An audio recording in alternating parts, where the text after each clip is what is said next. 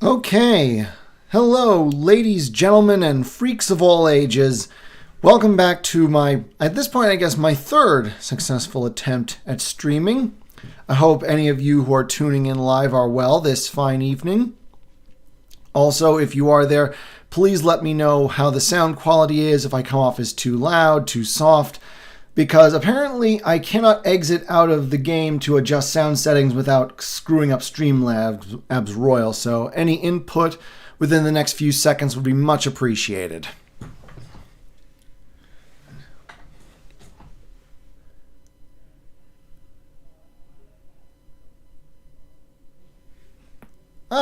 Soul of the Dragon, my very dedicated viewer. Welcome back to the show. How are you this fine night?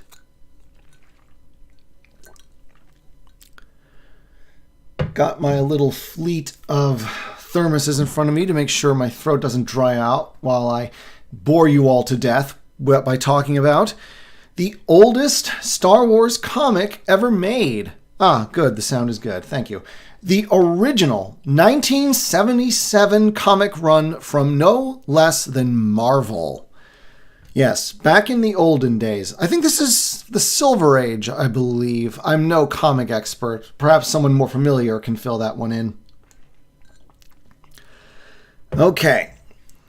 That's out of the way. And for your viewing pleasure, so that you don't just have to listen to me, we'll be doing some sci-fi video game, but not Star Wars related this time. But a sci-fi universe that I actually do enjoy, and I'm kind of sad it doesn't seem to be going anywhere. Age of Wonders Planetfall. Just a lonely man. Welcome. I don't think I recall you from the previous one, so maybe you're new. But yeah, I've never heard of Age of Wonders before I heard about Planetfall, but I really liked a lot of the ideas and the way it presented its world. But I mainly picked this tonight because it's going to be like a slow, easy-paced game because it's turn-based, so I don't have to worry too much about what I'm doing while I'm talking to all of you fine folks tonight. All right. Just wait till this loads and see how the display audio works out. And in the meantime, we can do the backstory of this little thing, because I always love to do the backstory of Star Wars media before I go into it. Now, so let us turn our minds back to the year 1977. Star Wars is yet to be released, and George Lucas is approaching Marvel for a comic deal. Ooh, don't recall the screen looking like that. Interesting. Anyway. Yeah, this green wash, definitely don't recall this the last time I booted up this game. Okay, but anyway, backstory.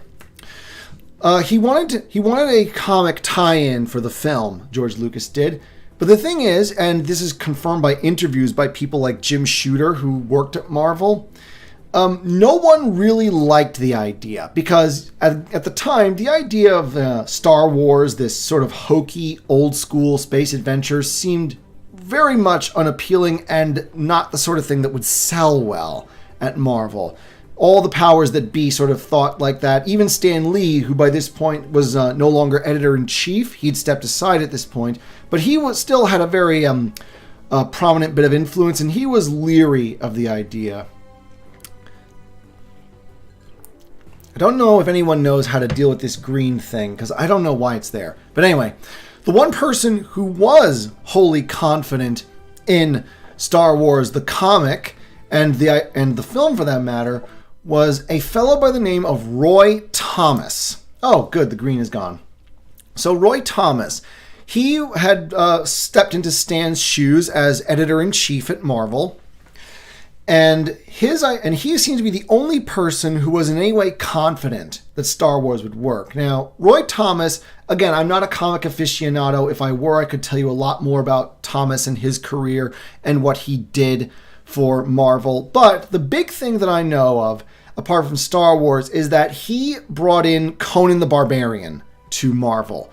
And this actually helped kick off a wave of sword and sorcery comics, because the Conan series, both the original full color and the legendary black and white Savage Sword of Conan series, did so well, everybody wanted to imitate them. ever review Alan Moore Star Wars? Good God, Alan Moore did Star Wars? Given the stuff that he sometimes says about comic fans these days, I wouldn't have. He's in like kind of pulp sci-fi in general. I didn't think this would be the kind of material he'd touch with a 10-foot pole. Pretentious ass.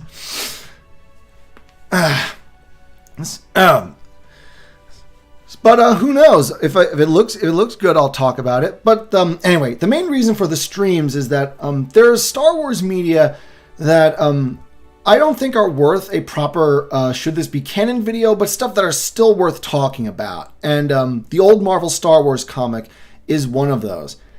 And so, like I said, Roy Thomas was the only person who believed in this comic run, that it would succeed. And it turned out he was vindicated.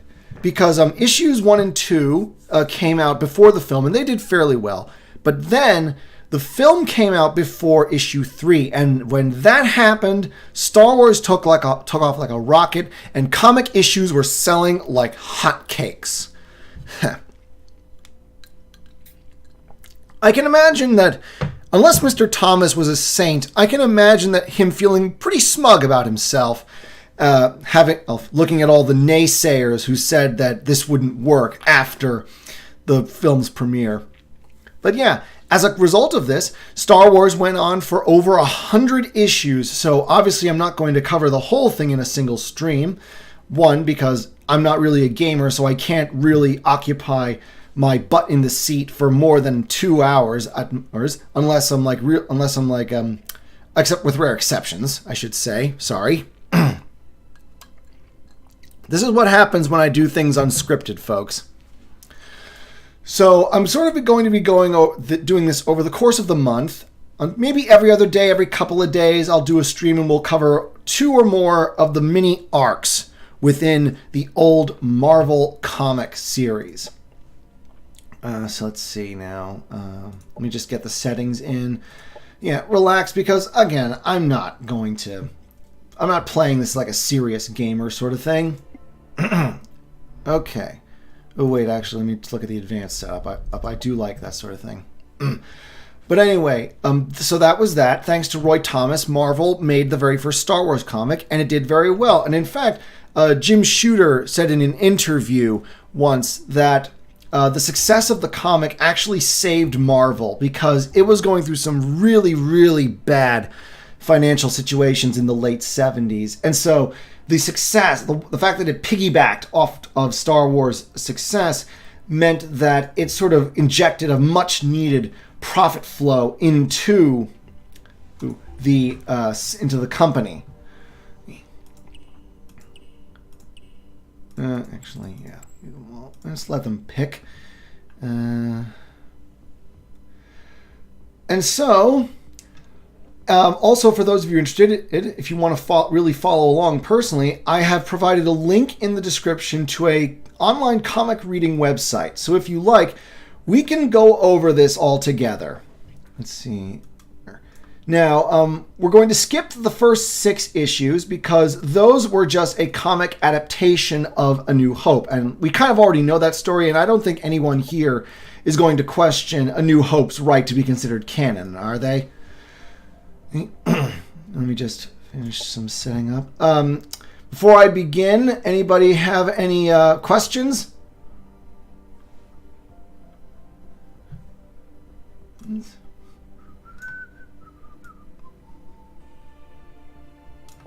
Also, let me know if the game's volume is a little too high or too low. We can't change anything now, but it will give me, but it will be something I can do for the next stream.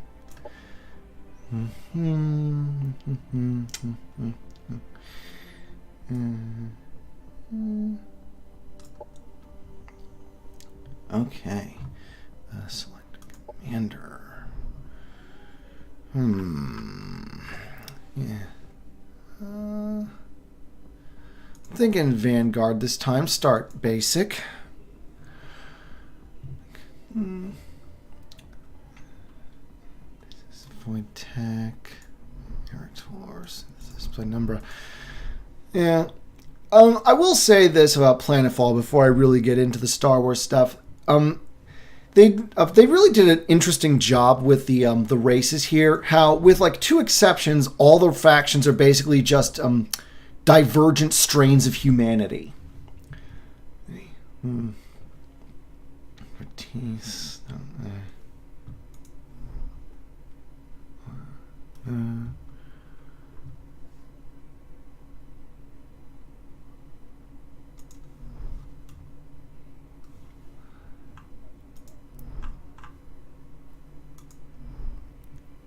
Okay, good. The game sounds fine. That's good.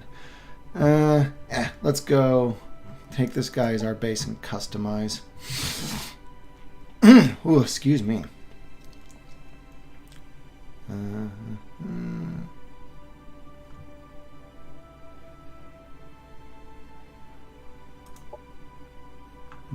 Vice veteran.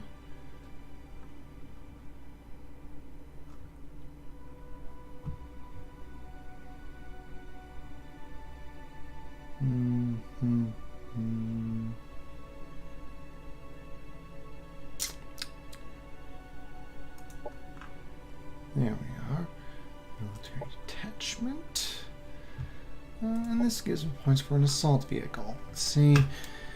Okay.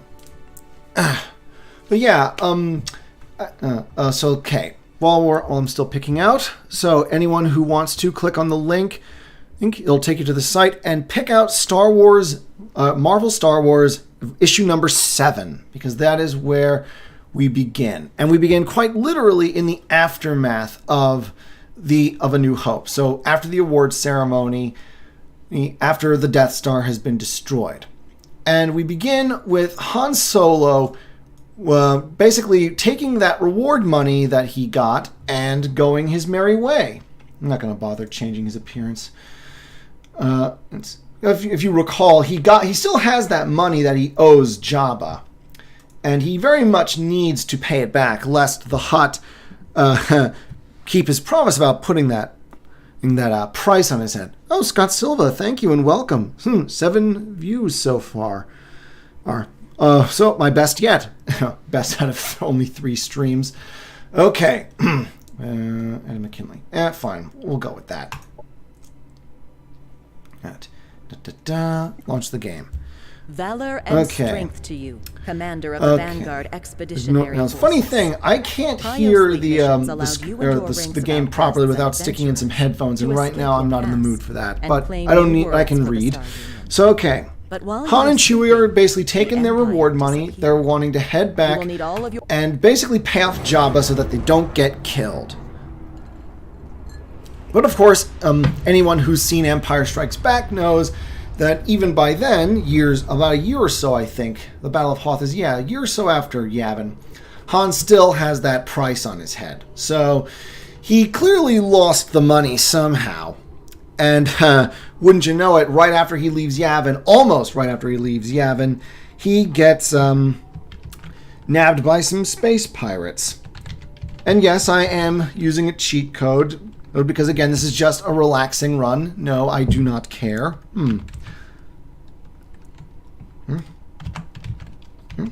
Rembrandt. So, but yeah, Han's captured by space pirates. One of the things that's interesting about this, because again, this is like anyone who's seen my Splinter of the Mind's Eye video will know that this harkens back to very much the earliest days of Star Wars, when like Lucas was convinced that this wouldn't really be a big hit. At best, it would be a modest success, enough to maybe justify a low-budget sequel, but not much more. As a result, a lot of early Star Wars media, particularly with regards to books and comics, it very much went into a far more pulpy direction. Because they figured at best Star Wars would be successful enough to justify some low budget, like a low budget, maybe TV sort of special kind of thing. And you can see this, and if you're looking at the comic, you can see this from the artwork. Obviously, the Silver Age aesthetic is very prominent. Okay.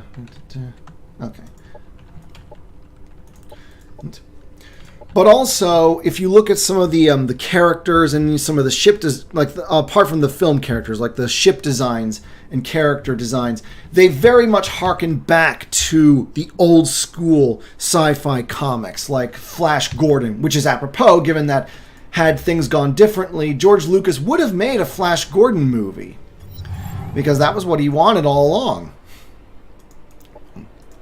Let's see, more scouts, more scouts. We definitely need more scouts. So anyway, Han and Chewie are captured by, of all things, a Star Destroyer that's been hijacked by a pirate gang led by a certain Crimson Jack. And again, he very much wears a Flash. He's wearing very much a Flash Gordon-esque outfit, as do most of his crew. Though there is one apparently in looted stormtrooper armor, because after all, how else was he going to get it? See? Yeah.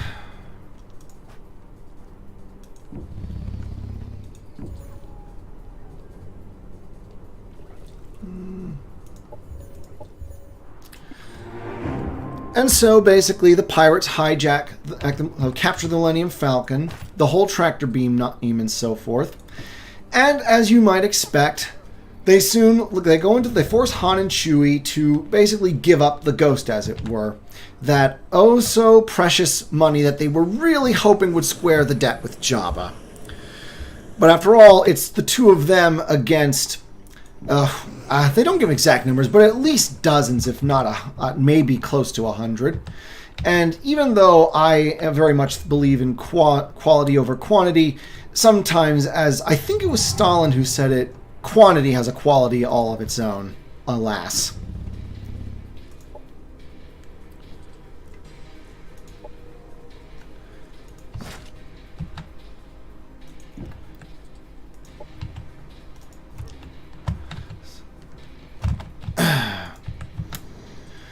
And so they are forced to give up the treasure and go their way. Knowing that Jabba is very soon going to run out of patience and start sending folks after them, our two smuggler heroes decide to go to ground in this little backwater called Aduba 3. It's pretty much a Tatooine clone in every way that really matters. There's, barren, and the occasional moisture farm, the occasional mine, a spaceport. No real bells and whistles to be had, I should say. Drat. Now, Han and now the thing about these comics, because they're made as early as they are, back when the Silver Age was a thing. Some of the ways that the comic is written is pretty old-fashioned, to the point of, dare I say, hokey, and not sometimes in a quaint way that makes you think, that's kind of cute. That's how they wrote it back in the day, and sometimes kind of in an annoying, very dated seeming way.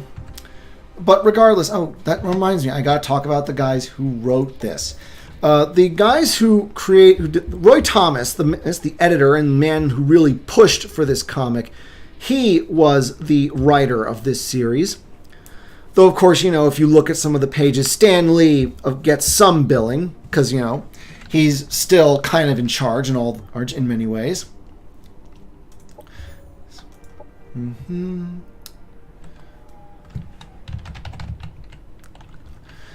And the art was by one Howard Chaykin. Now, Chaykin has a pretty extensive bibliography to his name. And too much for me to really go into in any detail. But basically, he's worked at Marvel, he's worked at DC, he worked at even some of the more minor string players. Like, I think he worked at Dark Horse and Image. Don't know if he ever went to Mirage or, places like Boom. But basically, both of these men are sort of veteran comic operators, and by this point have both racked up very impressive careers. I don't know if they've. I think they've mostly retired by now, both of them. But yeah, they were very much a big deal at the time, and like for decades to come. So anyway, back to the story. So Aduba 3. Basically, you're finding a place to lie low so Jabba doesn't find him too fast. But of course, being good is like being bad. Once you start, it's kind of hard to stop. And Han is finding it a little hard to completely abandon his roguish ways and just be all out for himself, at least according to the comic anyway, because he and Chewbacca, their first moment upon arrival is that they stumble onto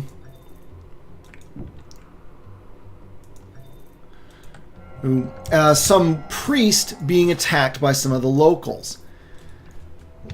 And apparently this is because he wants to bury a dead spacer, but he is a cyborg. And apparently in this old pulpy version of Star Wars, there is a very strong anti-cyborg bigotry.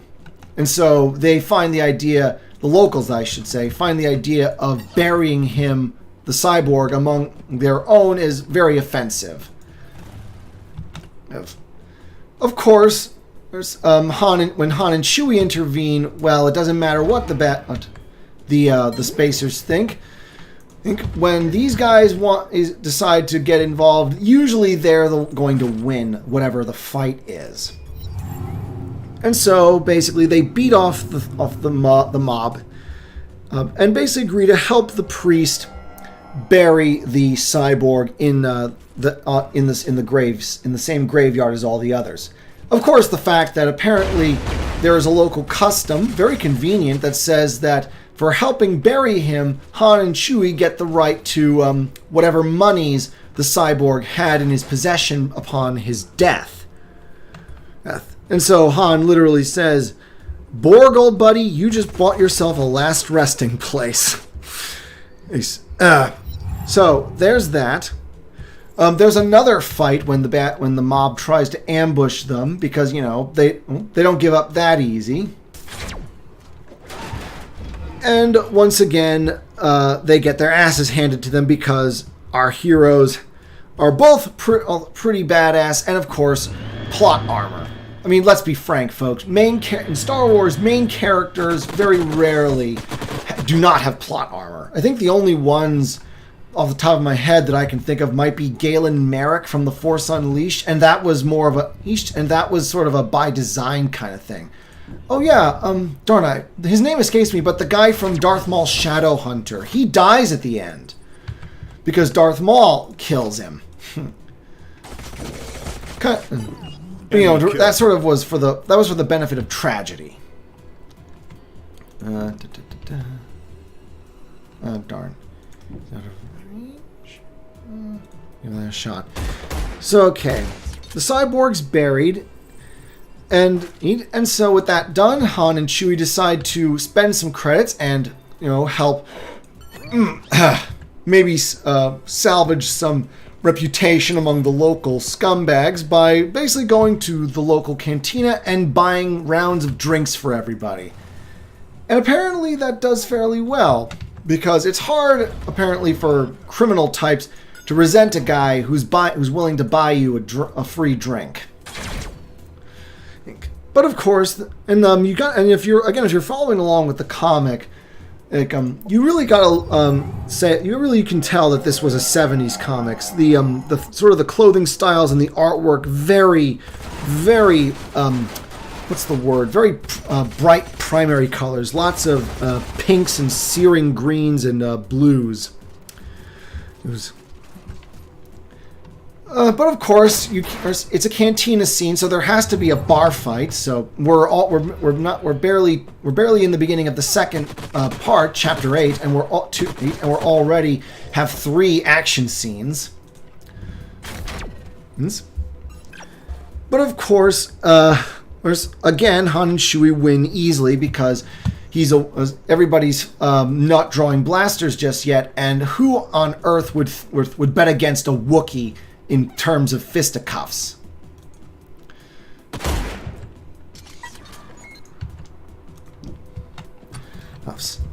And so that's done. And at this point, of course, because the plot, moving ahead with the plot is the order of the day, Han gets an offer from some locals. And basically at this point, the plot of this little first bit of Marvel Star Wars becomes essentially the Seven Samurai / Magnificent Seven. You all know the classic setup. Some farmers are being harassed by local bandits, and they need some fine, good, upstanding men, or at least reasonably capable men, to help them out. The baddies in this case are called the Cloud Riders, and led by a man named Sergi-X Arrogantus, the Arrogant One. Ooh, I mean, I love Pulp, but sometimes the names some of the things about Pulp are just real cringy, for lack of a better word. And a name like that, Sergi-X Arrogantus, good grief.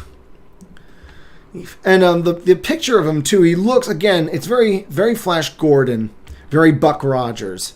Basically a weirdo in a brightly colored outfit in space. But again, as I said, the plot is basically Seven Samurai at this point, and so Han and Chewie start recruiting.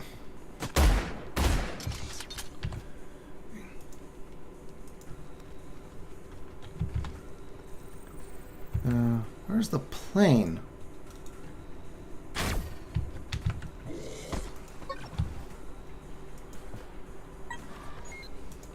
Darn, I'm losing track of the fight. Oh well. This is all for fun anyway. So, eventually we get our basically our Magnificent Seven.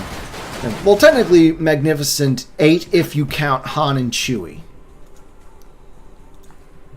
So, besides them, we have basically a porcupine man called Hedgie, who belongs to a particularly interesting race called a Spiner. And they're basically porcupine men, and they can shoot their quills at will.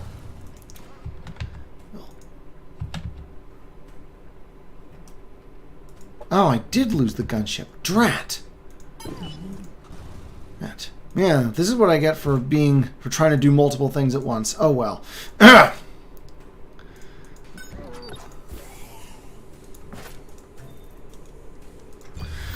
So, Hedgie is a porcupine man, a Spiner, and he can shoot his quills like projectiles.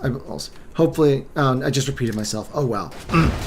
The next is someone called Amaza, Den Mother of the Black Hole Gang, minus the Black Hole Gang, as apparently the Empire cleaned out her little ragtag operation a while back. Though it seems they failed to take her out with them. And again, in keeping with the sort of 70s, there's that very exploitational style outfit, space bikini, with a fur boa, which is a little interesting. But yeah, you can tell this is definitely a 70s comic. Next, in I think what perhaps Mr. Thomas thought was a clever pun, we have Don Juan Quixote, a crazy old man who thinks he's a Jedi. The last of the Jedi Knights, so he claims. So yeah, anyone remotely familiar with classic literature kind of knows what Roy Thomas was going for here. And indeed, he is just as crazy as his namesake. Although, there are no windmills involved for him to tilt at, though he does have a lance. Objective completed. So that's interesting. Let's see, that's 1, 2, 3. Ah, yes. And then sort of in terms of design anyway, the real sort of eye-catcher of this little ragtag gang. One, what's his name? Drat. Drawing a blank. Okay. Jackson. Yes, Jackson. He calls himself a Lepus carnivorous, but he's basically a giant green Bugs Bunny looking rabbit in a classic Buck Rogers red spacesuit. I mean, there's really not much more to say about that. let's see now. No, research, don't need that. The last members of the crew to join up are this kid who's basically, even Han basically thinks of him as sort of a discount Luke Skywalker, because he's very much just that. A kid from a moisture farm wants to run away from home, get off the miserable rock, the whole 9 yards. We've all seen this type before.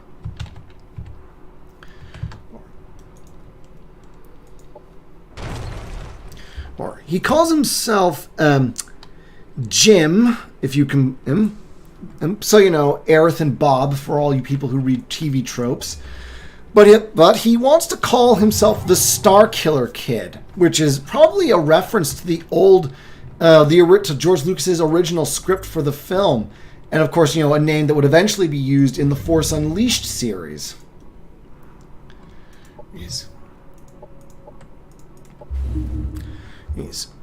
And his droid companion, FE9Q, or Effie.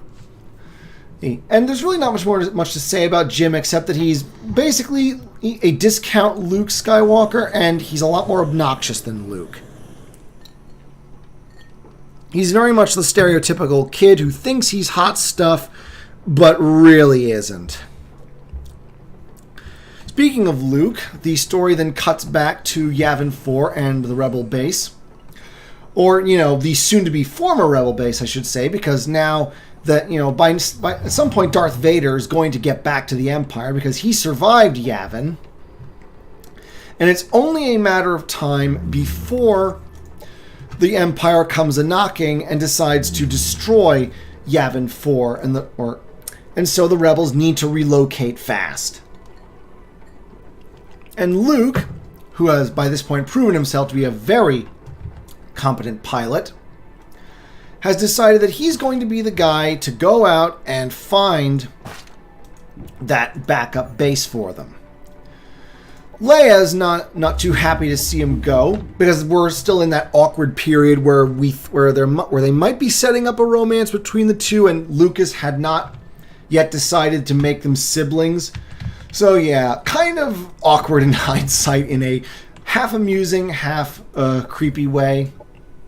But again, we can't really blame Lucas for this, because we're on issue 8. This would have been barely a few months after Star Wars premiered in theaters.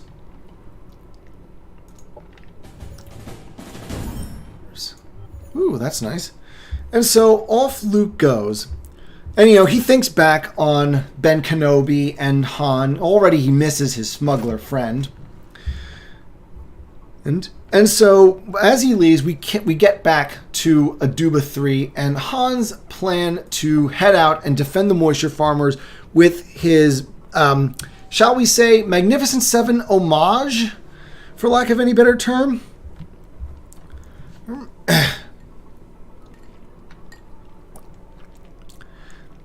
The Cloud Riders show up and basically try to offer a deal. Is like, hey, these peasants aren't going to be able to pay you anything worth you risking your lives. Why don't you just leave and we like not get in our way, and maybe we'll cut you in? But apparently Han's still infected with the good boy virus and refuses. Jim, the so-called Starkiller Kid, decides to try and be cocky and try to shoot Sergi Arrogantus, only to be knocked out for his trouble before he does something really stupid. And our heroes make their way over to the village that they need to defend. And on Bantha back, no less. Yes, Han's still lamenting over the loss of his treasure to Crimson Jack, and contemplating whether or not he really has a chance at helping the people of this little village out with this literal ragtag gang of thing that he's cobbled together on short notice. Yes, and as if that weren't bad enough, operations available for priming. Okay. They arrive in time to see the village under attack, not from the Cloud Riders, but upon these things called the High... what's it called? Drat. the High Hounds. Basically, anyone who's familiar with Jason and the Argonauts, it's basically the Harpies. They're basically Harpies in space. And basically they're here to ravage the farmers' crops, as if they didn't have enough to deal with, the Cloud Riders. But, timing is a good thing, and our ragtag band of heroes, right into the rescue.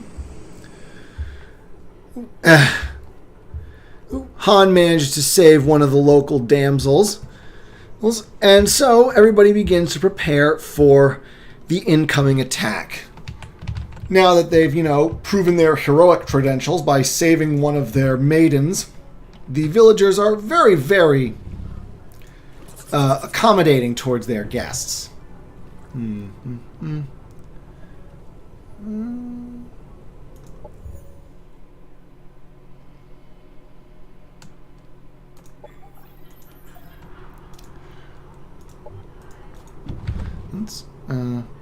Okay.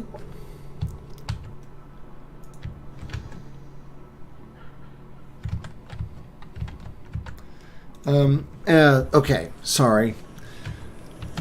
I was not. This was a bit more distracting than I thought it was going to be. Oh well, I'm going to do my best. So our heroes prepare to defend against the Cloud Riders. We cut back again to Yavin 4, where Leia is very much wishing that she'd gone with Luke, R2, and 3PO.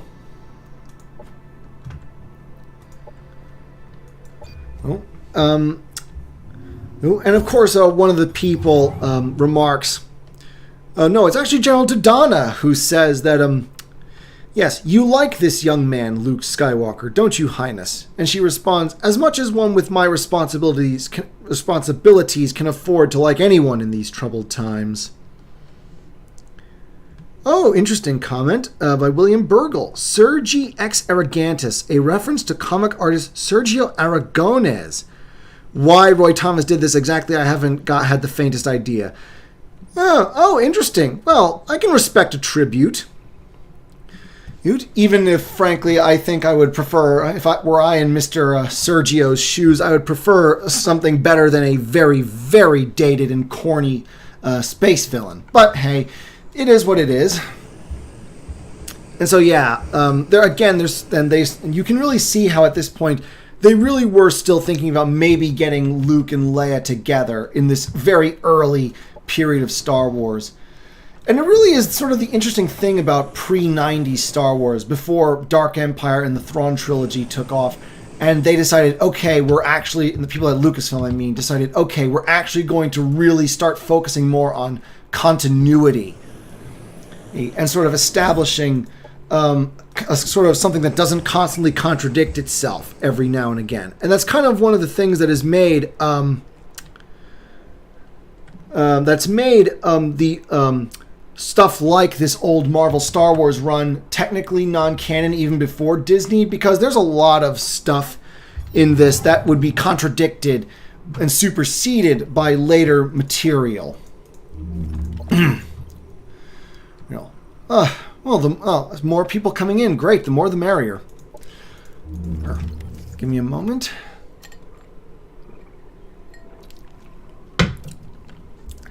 But of course, Leia's musings about Luke and her concerns for him proved to be more than a little justified when Luke contacts the Rebel base with news that he might have found the place they're looking for to start over again, when suddenly his signal is cut right as something dangerous is happening to him.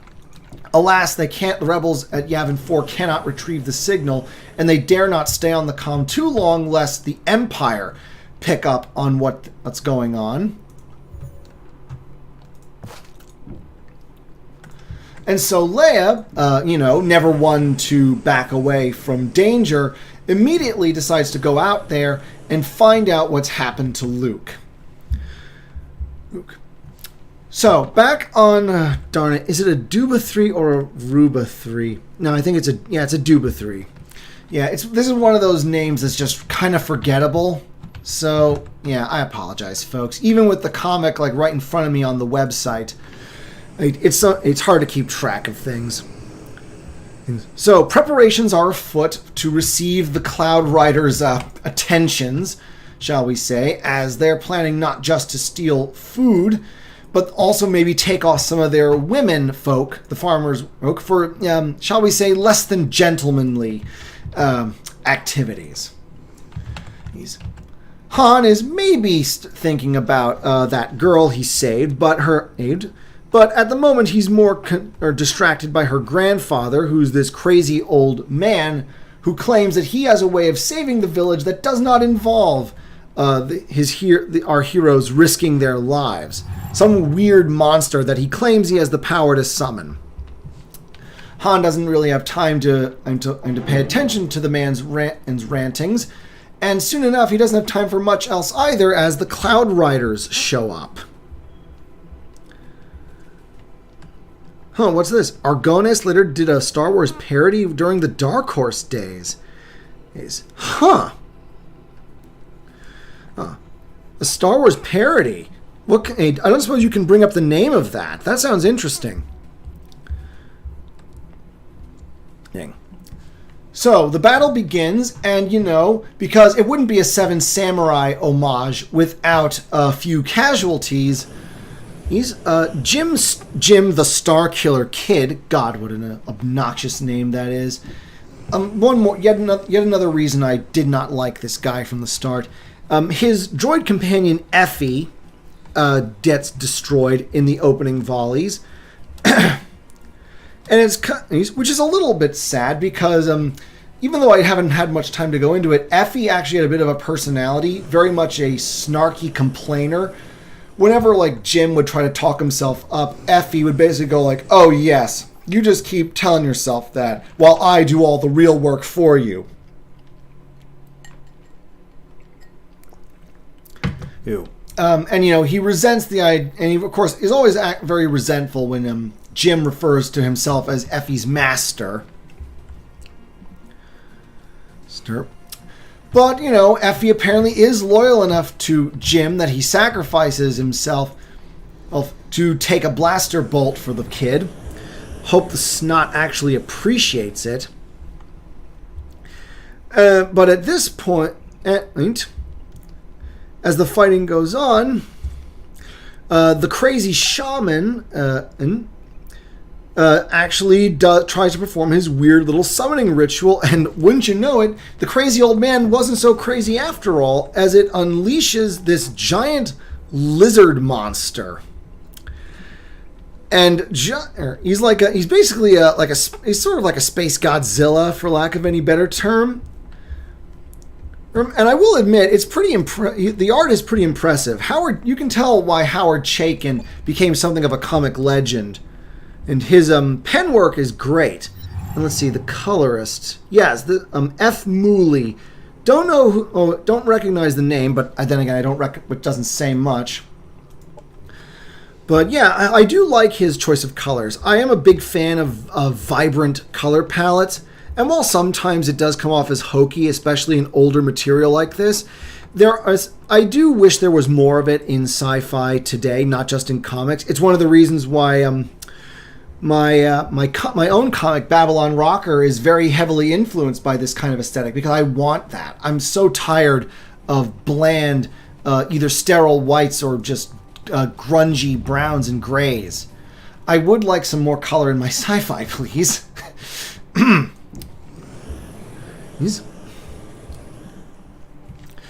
So yes, basically the old man actually summons a giant Godzilla, and get this, folks, while he doesn't have the atomic breath, he doesn't need a laser beam strapped to his head like Dr. Evil's sharks.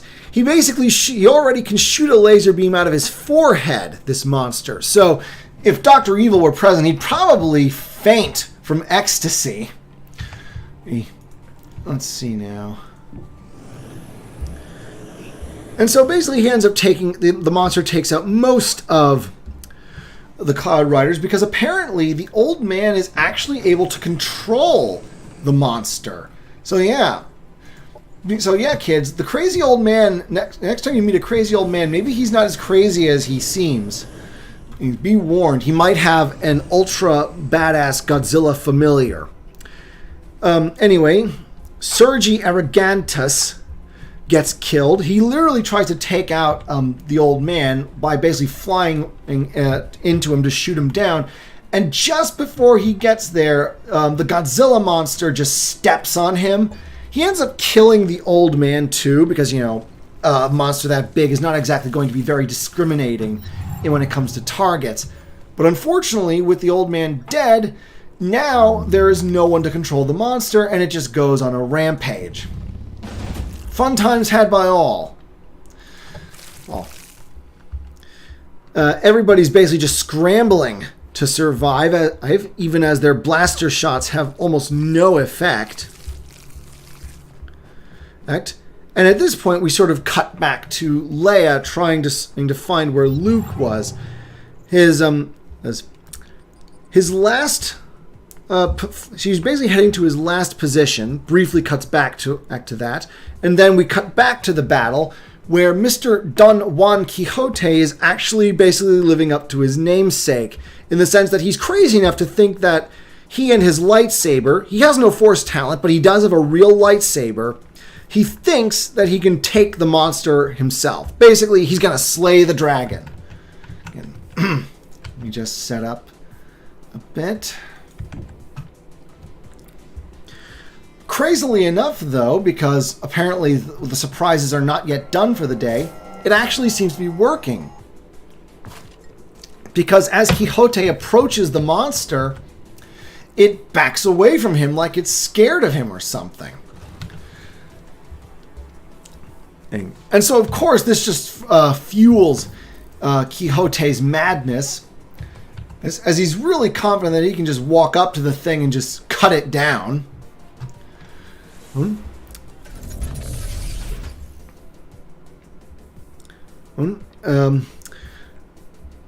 The others are basically hiding out behind the rocks, but Hedgie the Spiner, who's really one of the few introduced characters that I actually kind of like, because I think his species is pretty cool, and his ability to shoot quills is pretty sweet.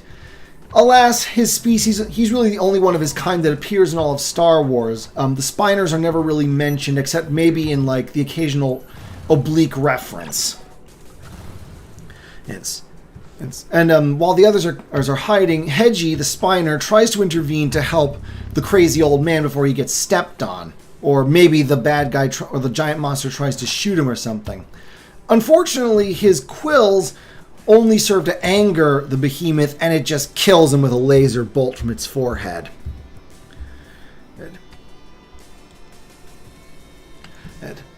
And of course, you know, Don Juan is way too if Don Juan is way too slow because of his age. If the monster gets it into his head to try and shoot him like he did the Spiner, there's no way the old man can dodge. And so basically Han's desperate last-minute plan is that Chewie carries him, because apparently the Wookiee can run faster even while burdened, right up to the monster. He then steals Don Quixote's lightsaber, Don Juan Quixote's lightsaber, and basically sticks it into the behemoth's chest. Yes, because, you know, he's actually fast enough that he can get in and stab the big guy. And it actually works. The monster dies, and the day is saved, albeit, you know, at a cost. Because again, this is supposed to be a Seven Samurai homage. You gotta have some dead heroes at the end. Yes, I've actually seen the anime Samurai 7. It's a very bizarre adaptation of the Kurosawa film. It's basically Samurai 7, but steampunky. Very weird. But it's an old favorite of mine. I got it on DVD when it came out in the early 2000s. It's a genuinely good series, you know, decent enough, but the film is obviously so much better.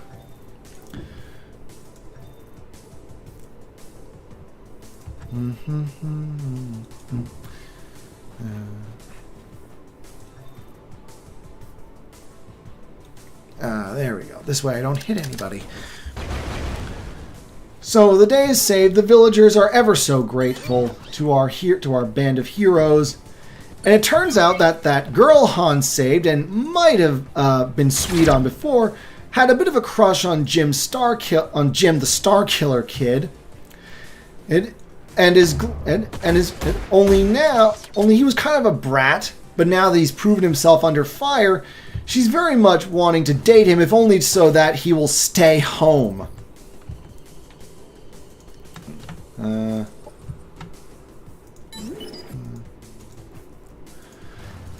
So he does.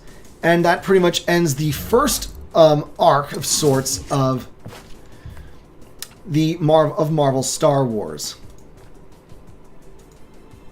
Oh, there was that last action.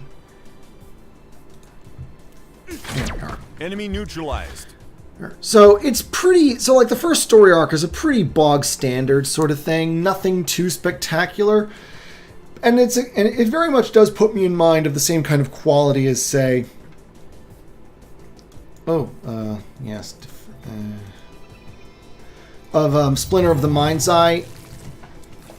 Very simplistic, not terrible, but definitely not particularly good. It's got a few interesting references, and I like a decent homage as well as the next guy. Unit lost. Okay? So it's all right, but frankly I wouldn't really regard it as canon worthy, because I guess because it's only like 3 issues. 3 issues. It basically goes through issues 7, 8, 9, and 10. So I'll make that 4. But it doesn't really flesh out the characters all that much. It almost immediately skips to the big battle with the Cloud Riders. So there's not really any time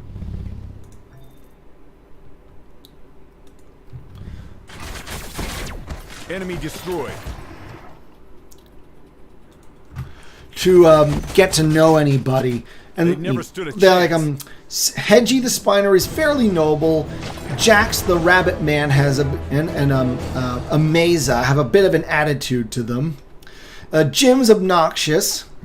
Effie is somewhat snarky, and Don Juan Quixote is basically kooky and insane.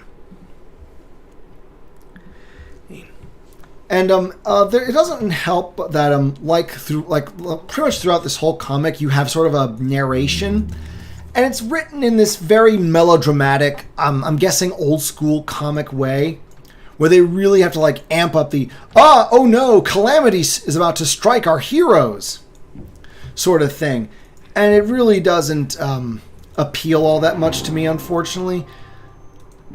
You need something special to make that kind of old school dialogue or that sort of work. And frankly, I think it would have been better if Roy Thomas had been able to leave that out. Just limit out. Like sometimes he has the characters do exposition in their thoughts, the thought bubbles.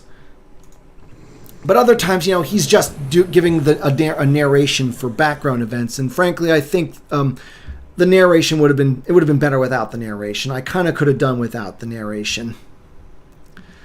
So anyway, we cut down to issue 11, and the next one of 2 story arcs that I'm going to be talking about tonight. So what exactly happened to Luke when when his signal went dead? First, of course, we have Han leaving Aduba 3, giving a brief exposition to the recent events, because this would have been a monthly comic, so I can't excuse Roy Thomas for that. You obviously need that kind of exposition now and again to make sure the readers are caught up on what happened last month. Oh, dread, I missed some good materials back there. Anyway, but of course, Han's luck is still bad as ever, because the moment he leaves Aduba 3, he runs into Crimson Jack again. The pirate who bilked him of that reward money that he very much wanted to pay off Jabba with.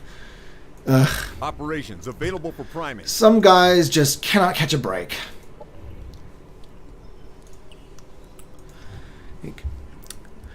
Unfortunately, Han doesn't have anything for them to steal this time, so there's a very good chance they might just put a hole in him and leave it at that.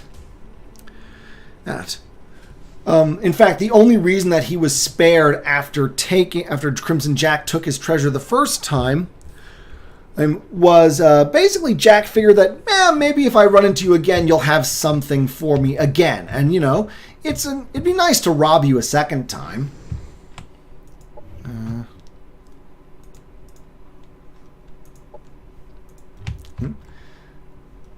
There we are. Need something to do. Something to do. Let me see. I got to find that exact line because that was actually a genuinely bit of good writing, and I liked the bit of dialogue that Thomas gave him. Because Crimson Jack's first mate is this woman named Jolie or Jolly. It's Golli. Don't know, because sci-fi names, they always got to be written in this way that makes you doubt their spelling. I mean, their pronunciation sometimes.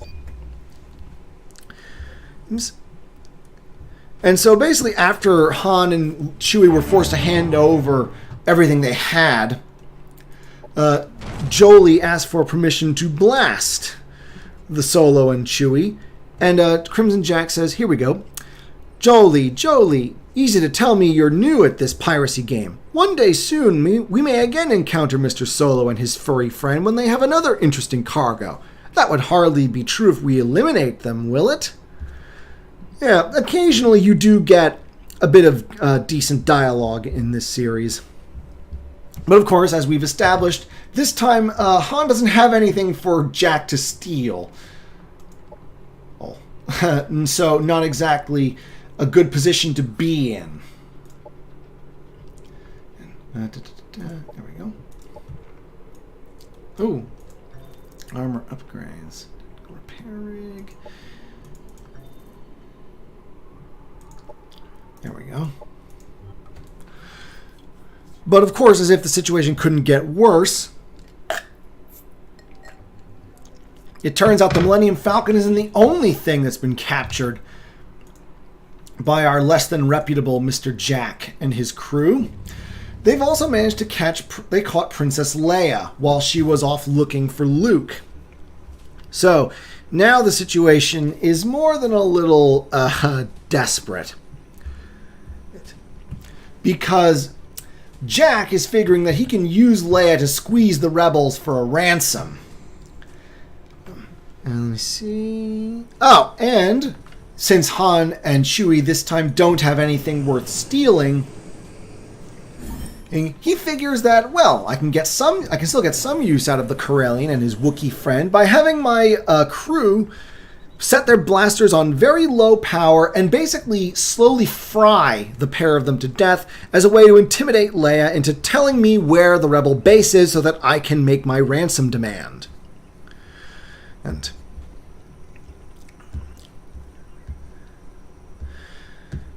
of course, you never underestimate the Corellian and the Wookiee. Never underestimate Star Wars protagonists. Especially movie protagonists. Unless, they're made by Disney. Then you can very much underestimate them because, frankly, your opinion could not be low enough.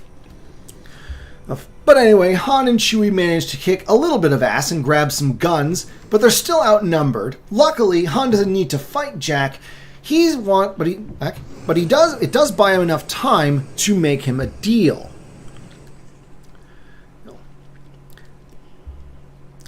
He claims to have found another treasure and that he can lead Jack to him. In fact, Solo even claims that he was looking for Jack and let the pirate tractor beam him aboard his, stolen Star Destroyer. He wanted to make him an offer because, after all, Jack has firepower. Han has the location of the treasure.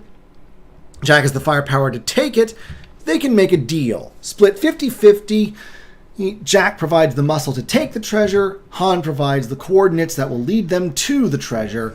Everybody walks away happy except for, whoever they have to take the treasure from. Once again, of course, Jolie is very hostile to Hans, very much wants to kill him. And again, they do give Jack another bit of decent dialogue. When will you learn that a man can always be killed later, but a lost opportunity is very difficult to provide?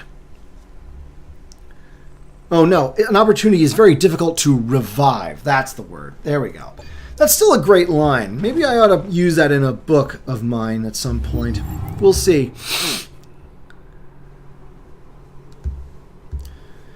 Right. Now, of course, Han knows that he's basically leading Jack on a wild goose chase. Drat. This is what I get for not paying attention to what I'm doing.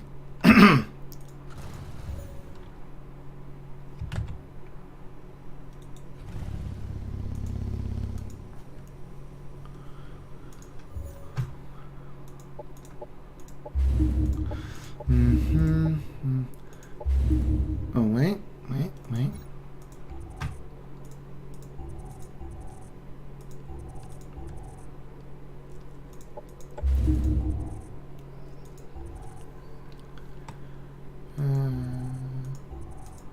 Okay.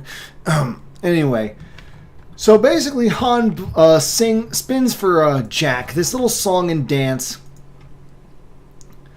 And it's about having seduced Leia back before when he rescued her from the Death Star. And he basically kisses her as a way that they can basically try and conspire without Jack and the pirates suspecting a thing. It's not bad, though I have to wonder how they were able to speak coherently to one another while ostensibly pressing their lips together. But anyway, then of course Leia decides to make her own little contribution to this farce by giving Han a good smack to the kisser, as it were. Oh, and a knee to the face too. Basically playing up, oh, you're betraying the rebellion. How dare you betray my feelings and all that stuff. But anyway, Jack buys it and basically figures, fine, I will let you guide me to where this treasure is. But, the usual, play me false and, we won't live long to regret it.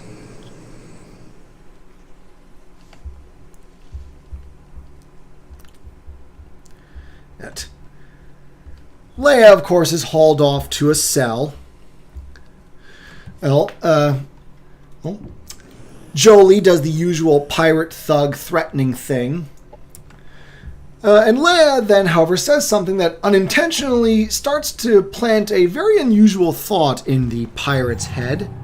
Because it turns out Jolie's something of a man-hater. So, feminists would love her. I mean, she's even got pink hair and wears like an early 20th century revolutionary beret-style hat.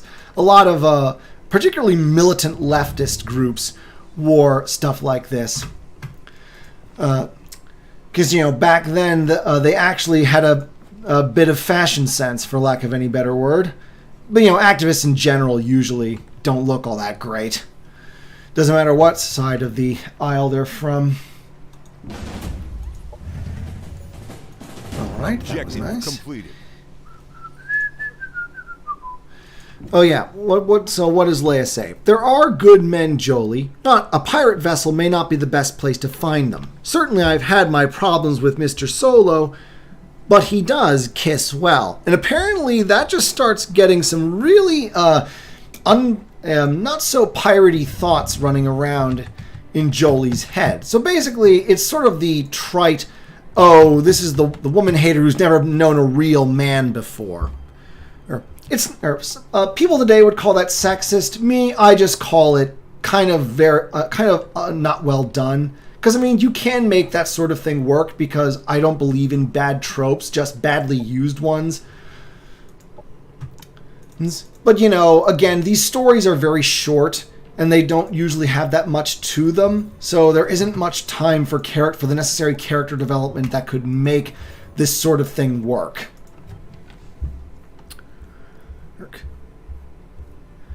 Leia, of course, cools her heels in a cell, and of course, she's mostly worried about Luke, where he is, what's happened to him, why his radio his comm, I should say, suddenly went dead. Good.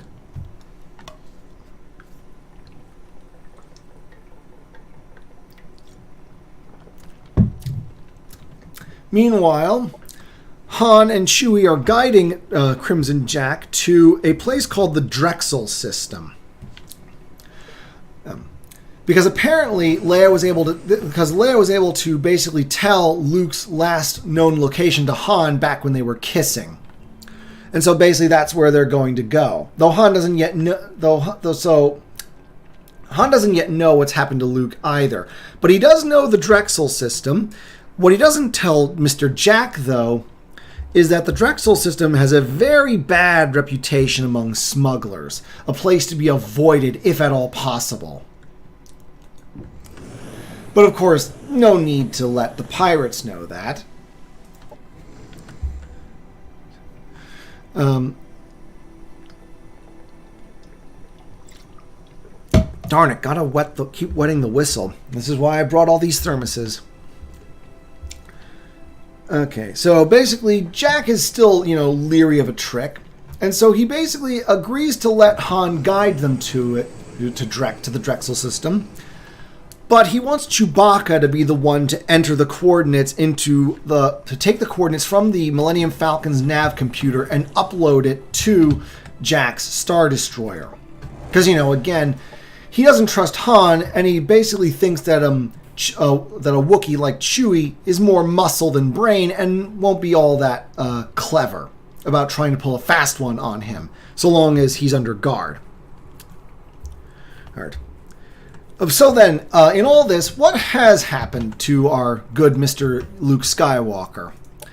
Well, it turns out he's landed on... Drexel is where he's ended up, as we've established. Drexel, it turns out, is an ocean world, and he and the droids are under attack by a giant sea serpent. And I gotta admit, once again, I'm not a big fan of some of the costumes that they choose for this. It's a little too obviously Flash Gordon. Not quite Star Wars, but I do like the creature designs, and the sea serpent is very, very nice, very well done. Of course, it proves very resilient to Luke's blaster fire, and the droids are barely able to seal the hatch of the ship they're in before the sea serpent tries to sink it. Even then, it's only a matter of time, and they're forced to jettison in an escape pod. Let's see what's required.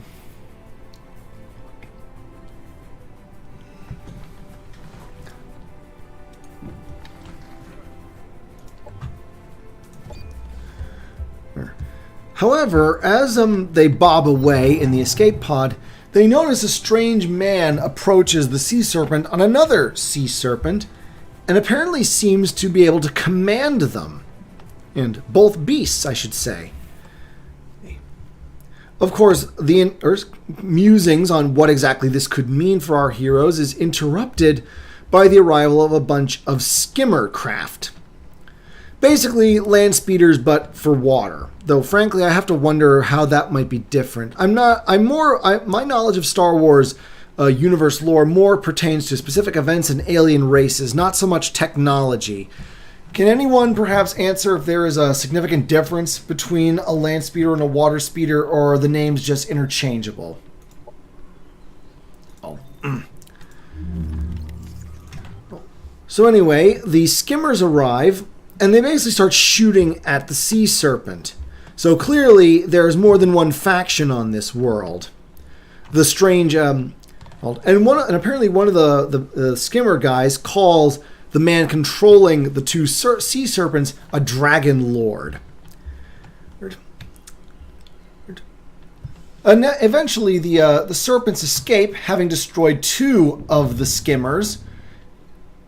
But unfortunately, or perhaps fortunately, the guys in the skimmers spot Luke and the droid's escape pod and basically reel it in.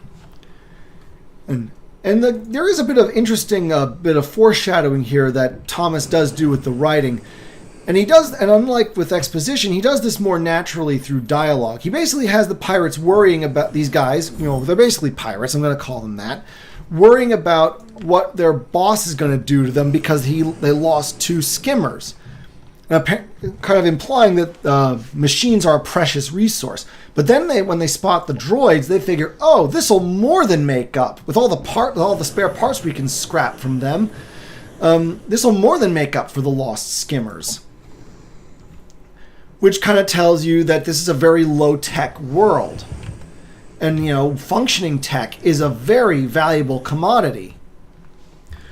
Of course, Luke isn't really much of a Jedi just yet, but he is able to impress the pirates enough by swinging his lightsaber around just a bit. And eventually, he's basically able to, and Luke basically manages to overpower them just enough where he can basically puts his lightsaber next to the main controls of the remaining skimmer and threatens to destroy them if the bad guys stop trying to capture him and the droids. And so they agree reluctantly to take Luke and the droids to their leader. And here's something that I do think is pretty creative. It's basically a city made out of ships. And not spaceships, I mean like old-timey wooden ships, all connected by these big walkways. There's a big, it's not a 2-page spread, but there's a pretty big shot of it, and it looks pretty cool. It's almost like it looks kind of like Ghost Ship too, because there's a bunch of houses built into the ship, and they're all overgrown with this kind of moss thing, so it gives it a kind of haunted, almost deserted look. But the ship is far from deserted. It's fully occupied by this other faction that's known as the Wreckers. Now I can call them something else. Proposal.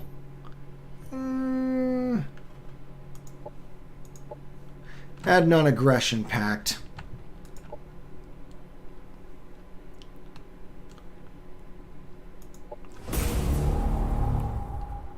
Doesn't want to be neutral to me. All right.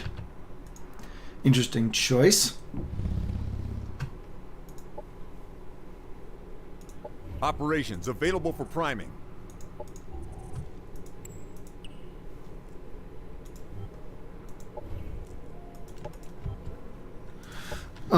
Anyway, the Wreckers. They're so basically, Drexel is like a Waterworld sort of thing. Anyone who's seen Waterworld, and they're not the smokers. The Wreckers, because they're far too low tech. And, they're certainly not going to be handing out smoke. And, their leader, this guy called Governor Quarg, isn't exactly going to be handing out smokes and smeat like the Deacon. If anything, the only thing he seems interested in handing out is hangings. Hangings for failure. Oh, sorry, pardon me. Hangings for, destroying 2 of the very, very valuable vehicles that his people have. Ooh, 14 views. Definitely a record for me. But of course, the guys plead, wait, boss, we've got, droids. We can use their parts. They call them robots in this comic for some reason. But I guess, again, this is early days. They haven't yet established that droid is basically the default term for synthetic beings.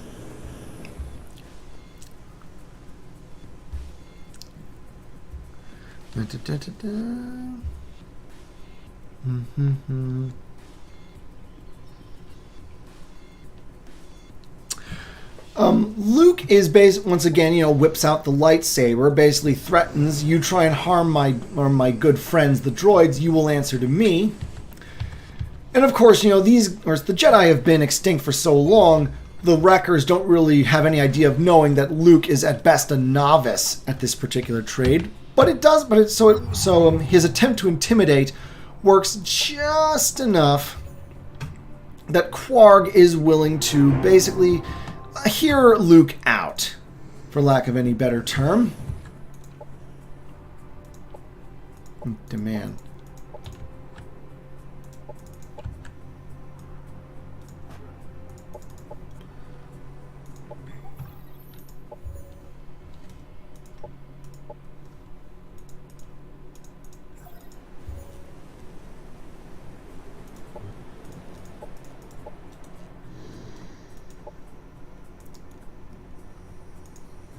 That was odd.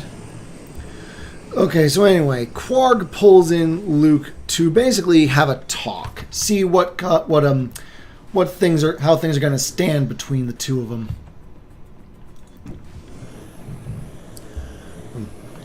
Meanwhile, Han is very much, at this point, still flying by the seat of his pants as he's trying to figure out just what he's going to do once he gets to Drexel? How's he going to deal with Crimson Jack once the pirate realizes that he's been played?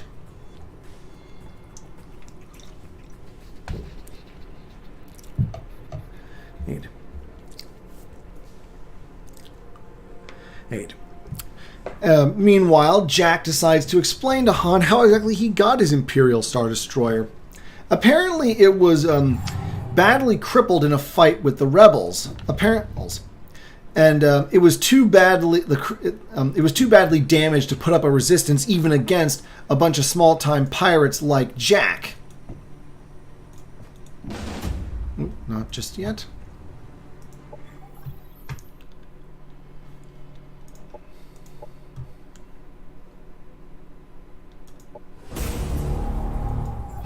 Nobody wants to be neutral to me. They want to make deals, but they don't want to be neutral to me. But yeah, basically, Jack swiped a crippled Star Destroyer from the Empire because it was too badly damaged from fighting the rebellion, and the crew were apparently too few to resist. So man, that's a lot of casualties for a starship battle, especially for something as big and as heavily armored as a Star Destroyer.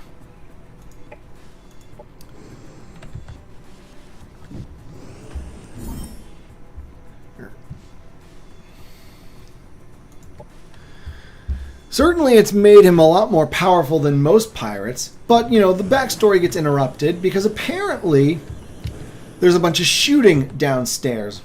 Apparently Jolie went to some of the male crew and decided to ask some questions about kissing, which the male crew members decided to interpret, I should say, as soliciting a practical demonstration. Which, of course, for a man-hater like Jolie, that's just asking for a few blaster bolts to the face. Which she proceeds to try and dish out to them.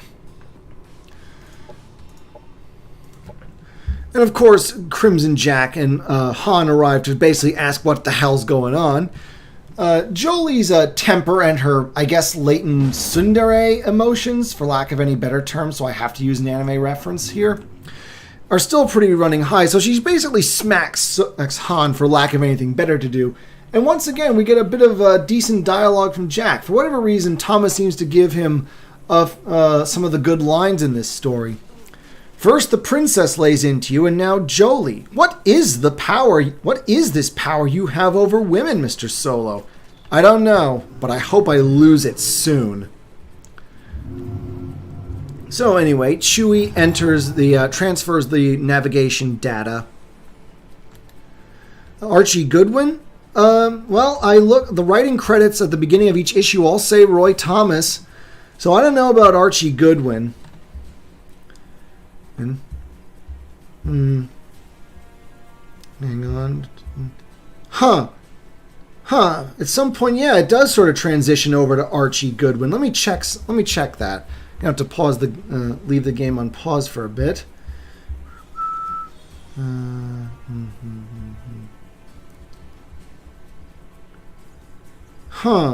did they transition?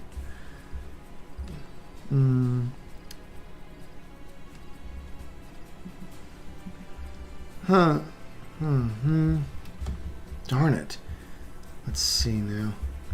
Okay, so yeah, Roy Thomas was the writer as well as editor for issues 7 through 9. Then from issue 10, a guy called Don Glut comes in to be the script writer, while Thomas maintains editor, but also co-plotter. I don't know what that means exactly. And then from issue 11 onward thus far, yes, Archie Goodwin does come in to be writer and editor, while Roy Thomas is credited as the consulting editor. Thank you for catching that, Mr. Burgle. Yeah. And apparently the art changes a bit too. We have Carmen Infantino and Terry Austin doing artist duty instead of Howard Chaykin. Let me check. Yeah, Howard, apparently, issue 10 was the last one Chaykin drew for. But, maybe he'll come back at a later arc in the series. Because there's a lot of because this is basically a 100-issue series, but it's a bunch of little mini stories, sort of linked together into an overarching narrative. So yeah, it's still Infantino and Austin for art and Goodwin on the writing duties. Oh, and yeah, we have Roy Thomas is gone completely by issue 12. We have Jim Shooter coming in as the consulting editor. Interesting. Okay, so anyway, we're now on issue 13. I'm thinking from now on I'm gonna like keep track. Gotta remember to keep track of that from now on, like who's doing what for each issue. Ooh. Okay, so we're now on issue 13. Let's see. Yes, we still have Goodwin on as writer and editor, and Infantino and Austin are still the artists. And we once again return to Drexel proper, where Luke is still in conversation with our good governor, Mr. Quarg. Yeah, maybe it's because it's a villain thing, but there seem to be but the villains seem to get some pretty good lines here. And Quarg has a decent one. Ship's policy, my young friend, is to slay all off-worlders and to cannibalize all metal and machinery. And my job, Skywalker, is to enforce that policy. Not bad. So anyway, Luke's managed to basically spare C-3PO and R2 from being scrapped by the wreckers by persuading them that he and the droids between them have more technical know-how than they do, and so can do a better job of repairing their tech and keep it functioning. And so basically they're in the process of proving that by having R2 repair a skimmer that Quarg's previous master machinesmith, pretty much their only tech-savvy guy, it seems, has pronounced unsalvageable. Of course, Quarg is not a patient man, and he wants a demonstration within the day, even though Luke tries to explain that it should take days or even a week at least for R2 to get the skimmer up to proper fighting trim, for lack of a better term.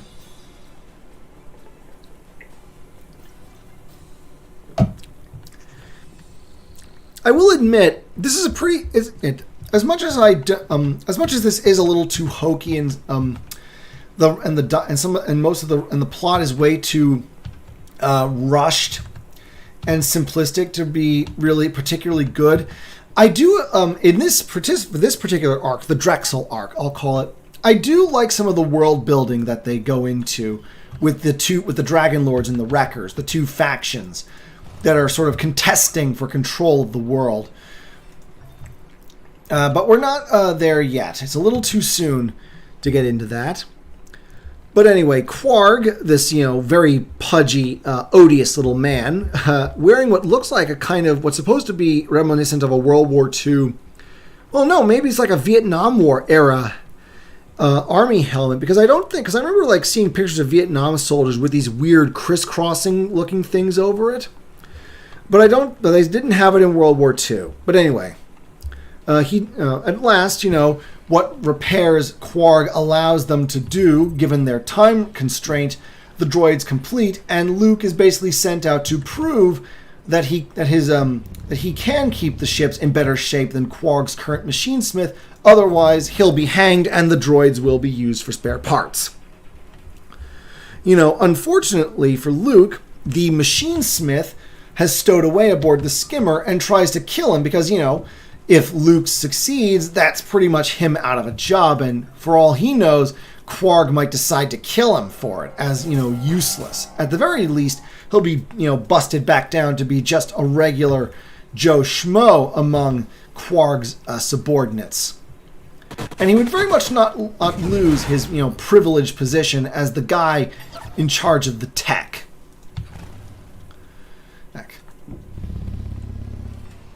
Mm-hmm.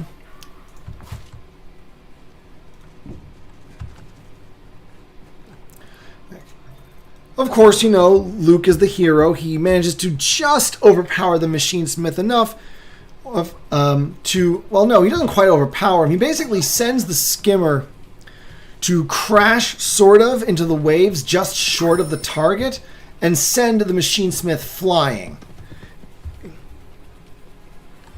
Luke just barely manages to to have the skimmer recover itself because, he's still a really good pilot.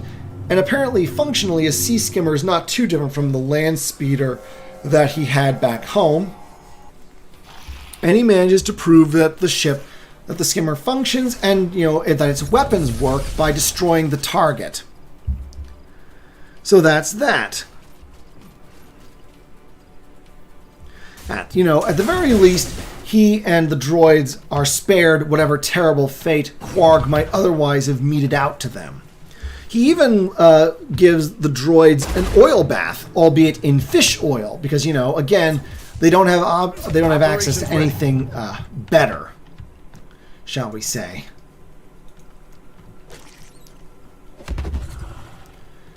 Yep, hero Enemy characters. neutralized. There's a brief mention of a tiny lizard thing, lots of his kind that crawl about the ship, but that becomes relevant much later. So admittedly, that's a little nice bit of foreshadowing in that the wreckers pay them no heed because they're small and they get underfoot, but they're no threat. But this does become significant later. And so after the droids get their oil bath, Quark takes Luke up to the top deck to show the machines where the machinesmith has just been hanged for trying to kill Luke because he'd outlived his usefulness. As Quark apparently is a big believer in what he considers salutary lessons to his subordinates, and he very much thinks that, well, if I just hang a few of the bastards, they'll respect my authority. Classic pompous bad guy stuff. And then at last we sort of get to the point where Quark sort of explains to Luke how he and his people ended up where they are. So apparently his family, Quark's family business, was being just that, wreckers. Only what happened was their family were the governors of this world called Cortine. And apparently, it was sort of the local custom of the people of Cortine to set up these jammers where they would basically cause ships that entered the system to fly into asteroids and then, pick over the wreckage. Of course, as the governor, Quark's family basically insisted on a cut of whatever they got. It was a good scam, apparently. But all good things must come to an end, and at one point, and because apparently the wreckers began using more and more, how exactly does he phrase it? Yes. Naturally, so the lust for even more of those profits led to the development of more powerful and effective jammers, but the influx of special equipment and technicians needed to accomplish this in time attracted the attention of the Republic and the Jedi, who of course put a very, very definitive stop to the wreckers and their business. And so a few survivors, including Quark's family, like his father, managed to escape and ended up crash landing on Drexel because their ship was just that screwed. Dang it, just lost a unit. Oh well. Life was hard. They had to mostly cannibalize their own ship in order to survive. And of course, they had to dodge the giant sea serpents that caused no end of trouble for them.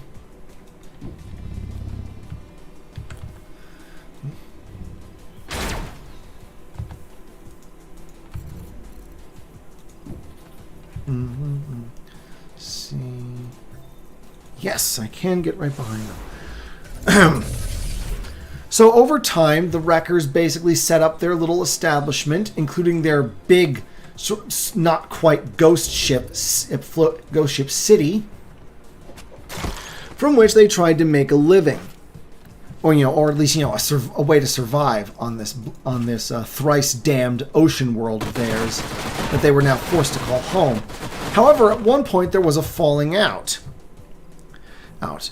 The technicians among the wreckers became convinced that the what was it? Oh yes, right. Sorry, this is what I get for trying to do multiple things at once. anyway, of course, just because they were stranded on this foreign planet didn't mean that the wreckers were going to stop doing what they did Enemy best. killed. You know, basically cause ships to crash. In fact, Enemy now it was a annihilated. matter of not just profit but survival, because they could then utilize the scrap metal from those downed ships in order to make life easier for them. But Enemy neutralized. the falling out was that the technicians among the wreckers became convinced that the jammers, the sonic frequency that they emitted, because that's mostly how they worked, was causing the sea monsters to attack them. This led to a kind of course, Quarg's father, much like his son, didn't take much to defiance, and so he responded by exiling the technicians. Reasoning that would... Oop. Where are you? There you are. Reasoning that they would sort of die in exile. Our forces are victorious. So basically, for anyone familiar with Tales of the Jedi, it's basically the same thing that the people of Isis did to the ancestors of the Beast Riders, Objective. expelling them in the hopes they would just die in the wilderness. But of course, just like the ancestors of the Beast Riders, the technicians proved far more resilient than that. And in fact, just like the Beast Riders, they learned somehow to tame the giant sea dragons.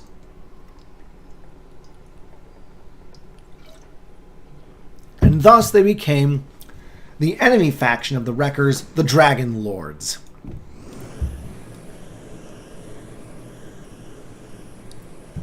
And this is very much why Quarg wants Luke to basically work for him, because he figures if he can get more of their tech, and particularly their vehicles and weapons, up and running, he might actually win this, this generational feud between between the Wreckers and the Dragon Lords. However, it's at that exact moment where the sensors aboard the big ghost ship thing receive a signal, and it's Crimson Jack's Star Destroyer arriving in system.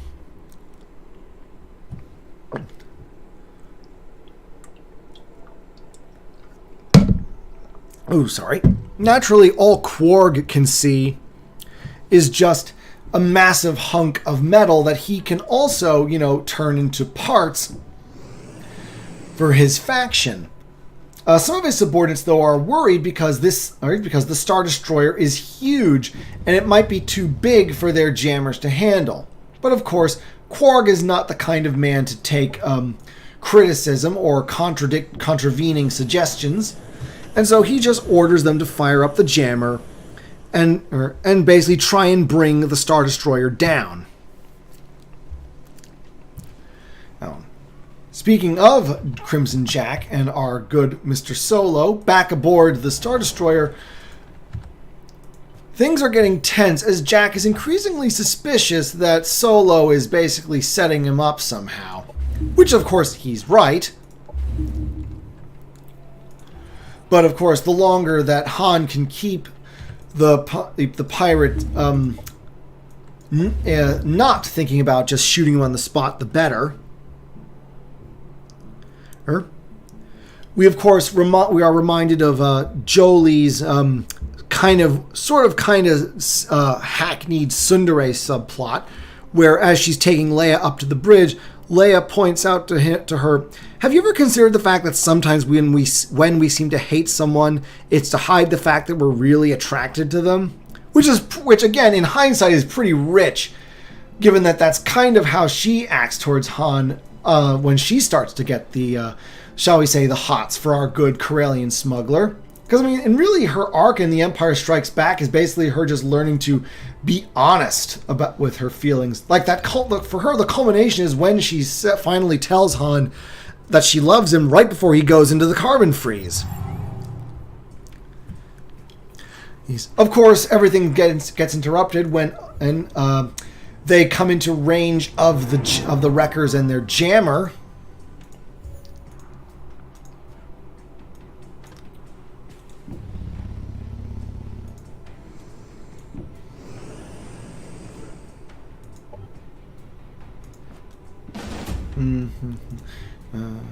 Wait.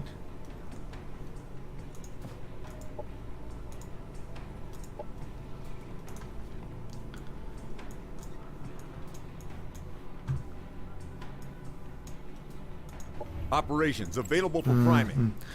So yeah, they're in range of the jammer. So of course, all of the systems on the Star Destroyer start failing. Han, Chewie, and Leia, both respectively, you take the opportunity to escape. And in fact, Leia manages to swipe some blaster rifles after giving Jolee the slip, so that Han and Chewie have some weapons on their side. They manage to both sabotage the starfighters that Crimson Jack keeps aboard the Star Destroyer and escape in the Falcon.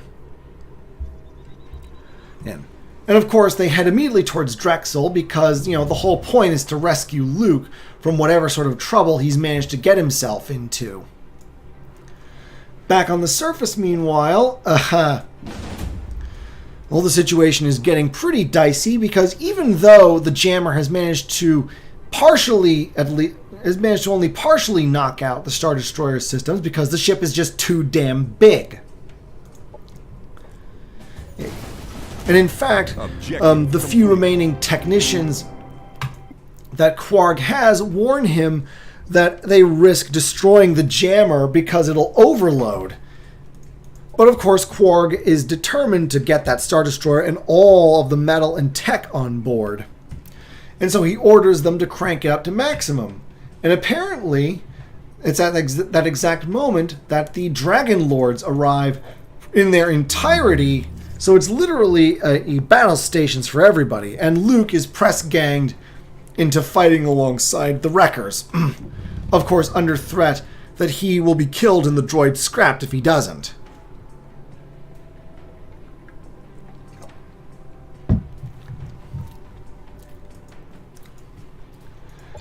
And now, meanwhile, Han is forced to land the Millennium Falcon in the ocean because basically it's the only way to avoid being taken down by the Wrecker's jammer.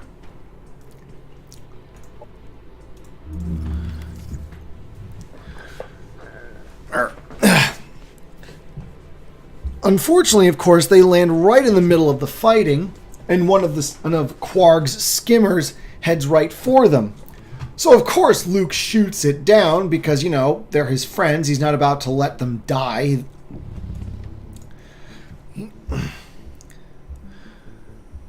Unfortunately, this is not before the skimmer has done some damage to the Falcon and knocked a couple of folks into the water. Luke parks up to figure out what's going on, and then Chewie, who for some reason is convinced that Luke is the one that fired on the Falcon, tries to kill him. So, fun times had by all.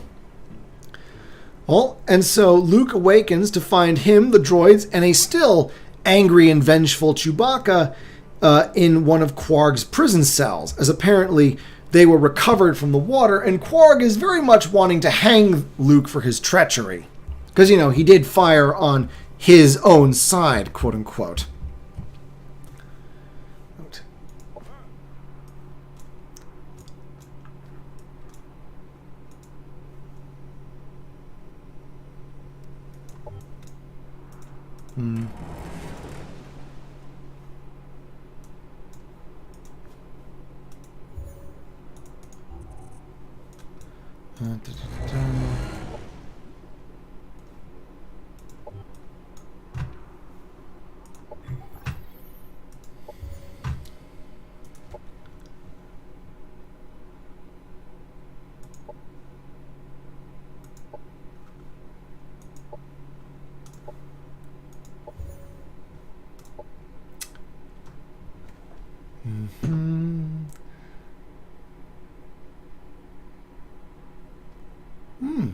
Yeah, I've got plenty of influence. I can buy both of those. Nice.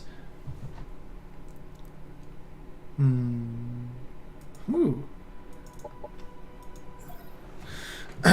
So, okay. Sorry about that, folks. So anyway, the battle rages on, both in the prison cell, where Chewie tries to kill Luke, and outside, where the Dragon Lords and the Wreckers are basically trying to beat the tar out of each other. all the while, Quarg is still obsessed with bringing down Crimson Jack's Star Destroyer so that he can salvage it. As for the pirate in question, he and his men are fighting to regain control of their ship's systems. But as for Han, he's been knocked into the water and has been recovered by one of the Dragon Lords. We'll get back to him later. Leia is still aboard the Falcon, but that too has been salvaged and brought in by the Wreckers. So basically, everybody is in pretty dire straits at the moment. Even some of the bad guys, as they, try to destroy one another. Well, actually, we haven't yet established if the Dragon Lords are the bad guys yet. And anyway, Luke finally has R2 subdue Chewie by basically shooting a fire extinguisher into his face. And basically the foam cuts off Chewie's air so that he goes unconscious for a bit. Presumably they wiped away the foam afterwards so that he doesn't asphyxiate.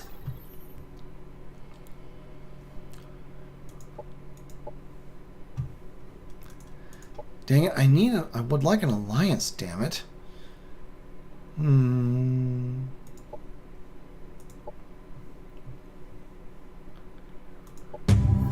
Finally.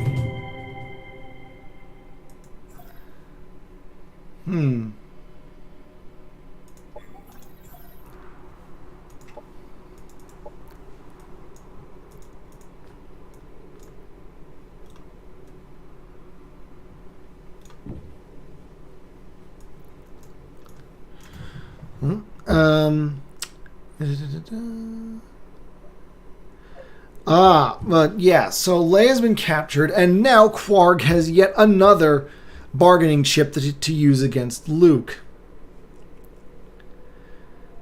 And once again, you have sort of a contrast between some of the really bad dialogue that's given in like the heroes and some pretty decent lines given by the villains. For some reason, villains often get better lines in these kinds of old school comics. I mean, Luke literally just calls him a fat-faced excuse for a leader. Like, that's supposed to be an insult, kid? Come on. As for Quarg, he sort of retorts, "It cost us a number of good men to dig out this hidden survivor. Now, shall I make the obvious threats, or will you begin work at once?" Yeah, villains seem to get better lines, as ever. So anyway, we sort of rejoin Han, and it turns out the Dragon Lords are the good guys here. As indeed, their ancestors, the technicians, were expelled because they basically said, look, all this sonic jamming you're using is screwing with the sea dragons, and that's kind of causing all the problems. But of course, again, Quarg's father, I should say, he did not approve of this sort of defiance and had them expelled. So in the meantime, the Dragon Lords have established a kind of symbiotic relationship with the dragons. And they don't control them, they're sort of friends with them, because it seems that the dragons are sapient. And it turns out their offspring are those tiny little lizards that were mentioned earlier that are sometimes crawling around the Wrecker's ship.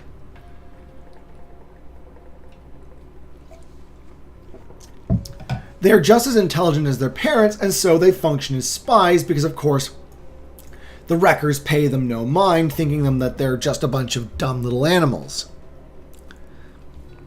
There is this sort of funny moment where, the leader of the Dragon Lord shows Han this weird sonic thingamabob that allows him to sort of communicate with the tiny dragons.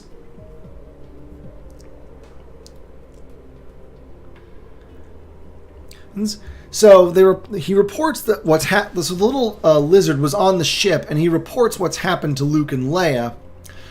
And right now, so far, the battle is swinging towards the Dragon Lords, though that's all at least for the moment, because the sonic emissions from the jammer is, as we've established, harmful to them, and more to the point, Quarg, in an effort to bring down the Star Destroyer, has had the jammer turned up to max.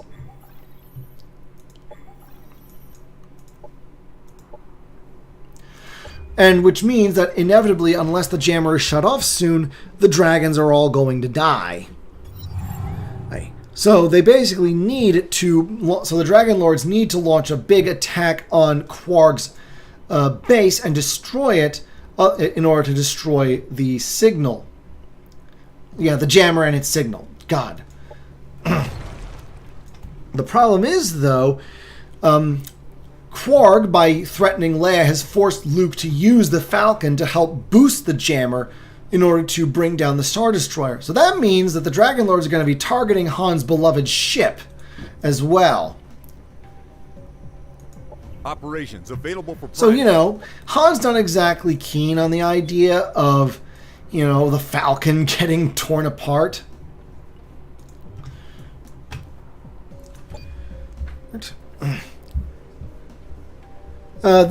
So yeah, the battle continues, and again, there's some pretty decent action scenes. Let's see, who is the... We're on issue 14 by now. The artists are... Yeah, it's still Infantino and Austin.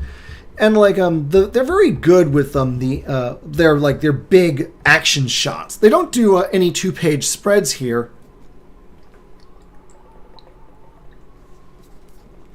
But again, if you're following along on the website, you can sort of see these things where they have these big panels that take up most of the page, and the action is very well presented. And again, the colors really pop and accentuate what's going on around them, and it sort of makes it easier to tell. Like for example, in this one shot here on darn, I can't tell the page number, but like the ship deck of the giant wrecker's ship home is all like, you know, relatively muted purples.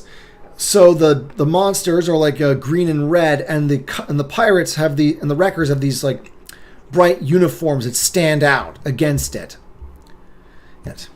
So anyway, luckily our heroes finally start reuniting, so it all starts coming back together again. You know, there is admittedly a bit of a brief scrap where Han and Luke end up fighting one another. Why? Because Han is basically wanting to shut off the sonic jammer and, you know, detach the Falcon so that it won't be destroyed by the Dragon Lords. But Luke, of course, is worried that if they shut off if they cut the Falcon's connections to Quarg's sonic jammer, he'll just kill Leia. So there's a brief bit of fisticuffs between the two, which, you know, to me feels more than a little contrived. But hey, it is what it is.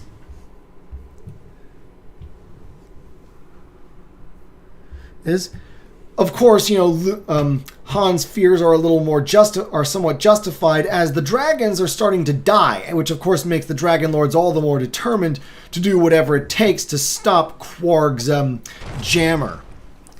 Luckily, of course, Leia, despite being held at gunpoint by the captain, is no damsel in distress, and she manages to break free of him and escape into the ship. Luckily for her, even though Quarg and 2 of his men are in hot pursuit, Chewie regains consciousness and busts out of his prison. And so Quarg pursues Leia, while his lackeys, for some bizarre reason, actually stay behind to try and take on an angry Wookiee. They're never mentioned again, but I can't imagine that they either has his arms in his sockets by the time this was it's over.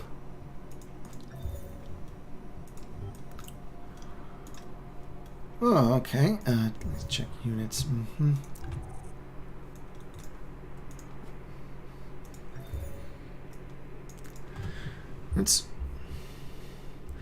So of course, now that well, yeah. Hold on, let me check this out.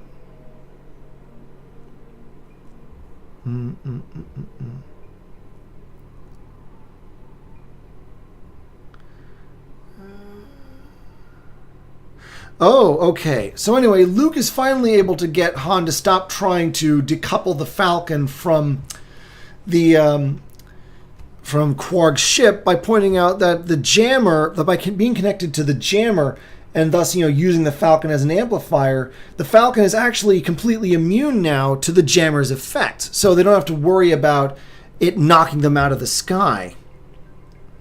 So this means, of course, the Falcon's weapons systems are operational. They can use that to basically destroy the jammer and then, save Leia. Unfortunately, the jammer is built into the mast of the giant ship house.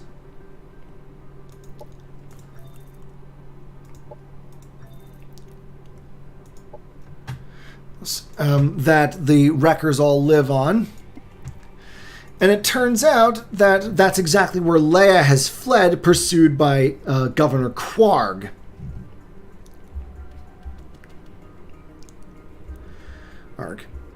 Of course, because, this wouldn't be Star Wars without some kind of homage to the swashbuckling tales of old, Errol Flynn and all that.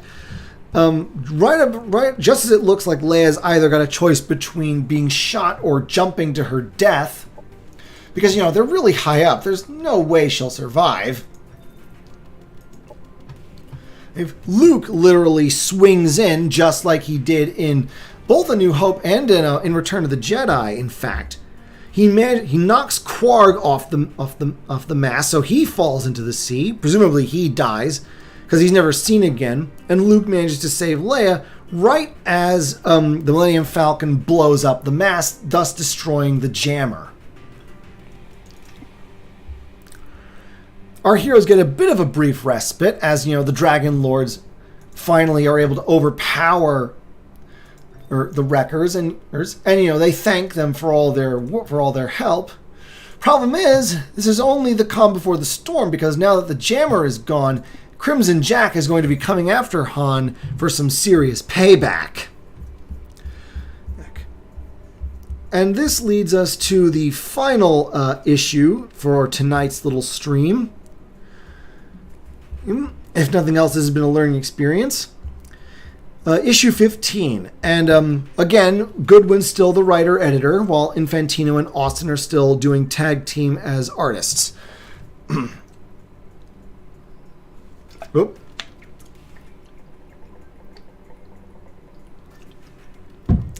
And so, as predicted, as Han predicted specifically, Jack wants blood, and he's not going to rest until he gets it.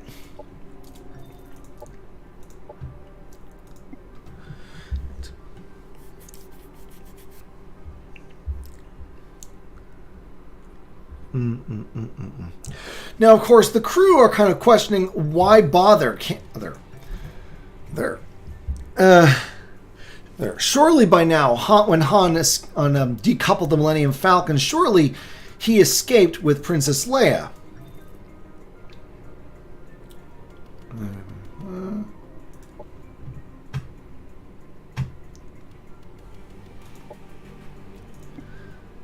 Yeah, but of course, as Jack himself puts it, am I the only one who doesn't have a black hole for a brain? And why did if there was obviously no treasure on Drexel, so why did Solo want to lure him to this world? Clearly, if there's not treasure, there's something that Han and Leia and Chewie came to find, and something had their interest, and so he figures they must still be here.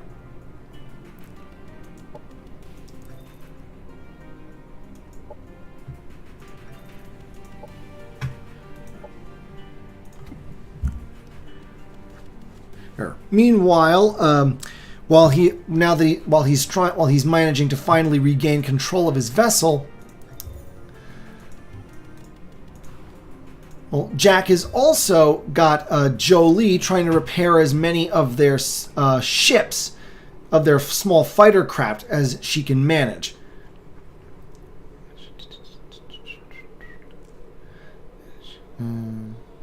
Okay. If you recall, previously in the storyline, Han and Leia had deliberately sabotaged the starfighters before making their own escape from Crimson Jack's Star Destroyer. Unfortunately, Jolie is making some serious progress in repairing them. She promises that she'll have at least 3 of them ready, by the time Jack wants them to be.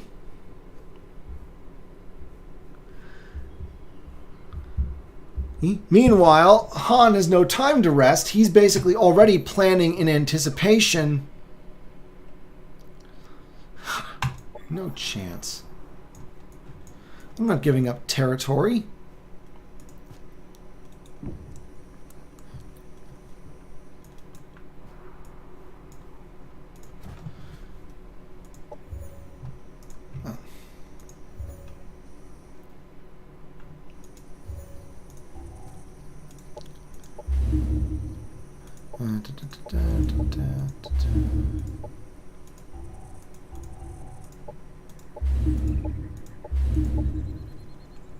Yeah, I'll leave that for now. So basically, so Han knows that Jack is coming for him, so he's got to basically get ready for it. Operations primed and ready. Active, thank you.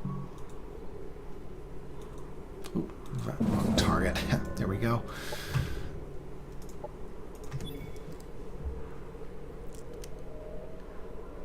So, of course, he knows that that unless they take out Jack, there's no way they can leave Drexel. At least, not without being shot to space dust. And indeed, just as he's talking about this, and while the Falcon is still being given some last-minute repairs, those 3 starfighters from Crimson Jack's Imperial Star Destroyer, including Jolie, arrive and start shooting. There's this bit of a funny moment where Leia and Luke are along with Han, are forced to swim to the Falcon. And of course, Luke is a desert kid. He doesn't know anything about swimming. Ooh, convince him to join. Yes.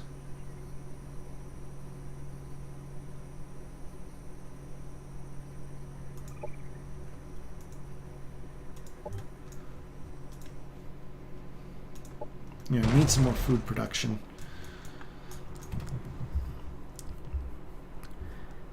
And so, of course, we have a classic Star Wars dogfight, and and it's interesting because Jack, of course, just like his Star Destroyer was looted from the Empire, his starfighters are sort of a mishmash of various things.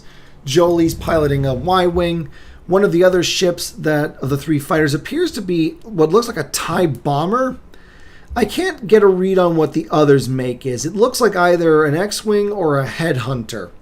Again, Star Wars, tech isn't quite my forte. I'm more into alien races and worlds. So, of course, the Falcon departs Drexel and heads into space, being harried by all 3 fighters, because they're basically trying to force them towards the Star Destroyer so Jack can capture Han and get his revenge on the smuggler. And here we get sort of a bit of a backstory on Jolie and why she is something of a man-hater. Because it turns out that she's not just a tsundere, she's a tsundere with at least where Han Solo is concerned anyway, she's a tsundere with abandonment issues.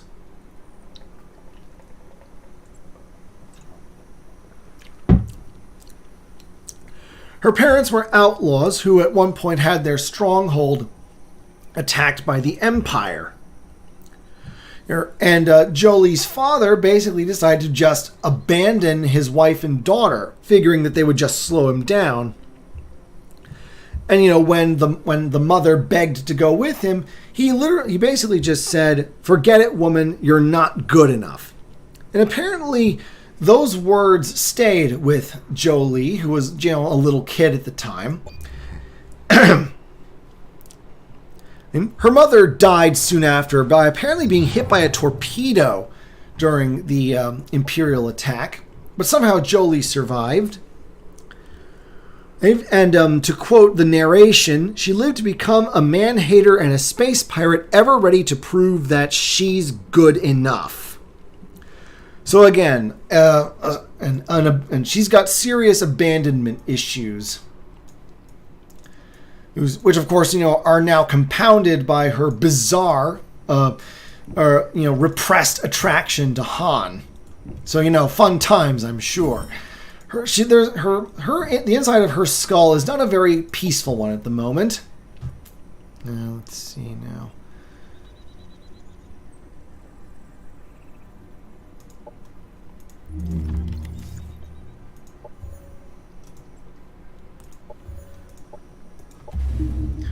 And so, of course, the three fighters manage to harry the Falcon until it's almost within range of Crimson Jack's tractor beam.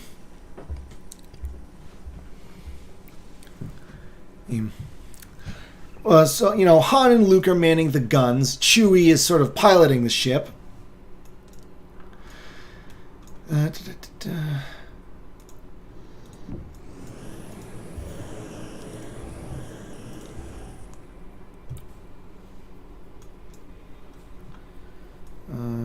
see now.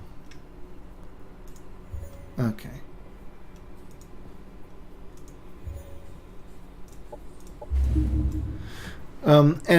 During the fighting, the Millennium Falcon pretty much, Luke manages to damage Jolie's Y-wing, and then the Millennium Falcon nearly has a narrow, I guess it's a grazing impact. It's kind of a crash, but you know the Falcon takes very little damage because it's well armored, but the Y-wing is severely damaged.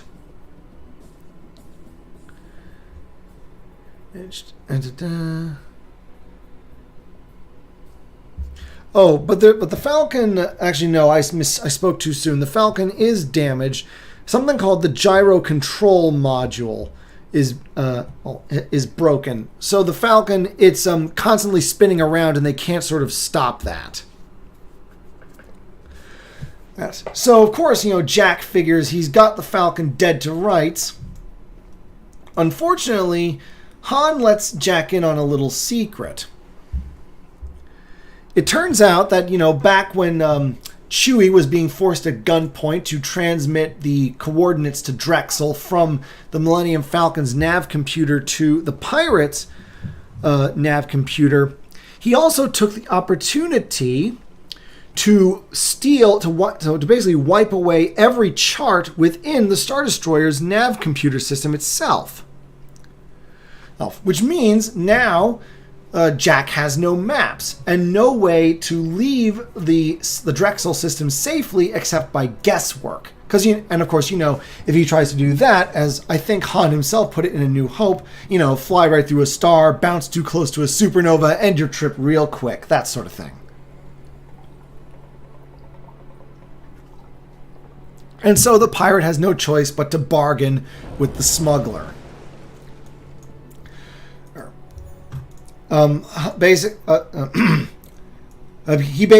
Jack hands over the spare parts Han needs to repair the Falcon. In exchange, Han will give him the charts he needs to safely leave the Drexel system. You know, and you know, for once, Han gets a decent line here. You know, no, I've lost that one. Hang on.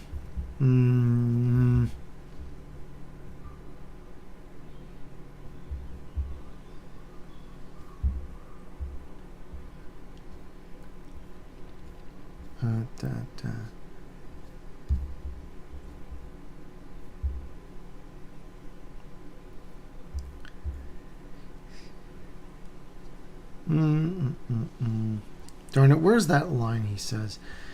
Darn it, I can't find it. It's something about Jack being tricky for a long time, something vague like that, and Han then says, but I was born tricky. So, you know, he's confident that he can still outwit the pirate.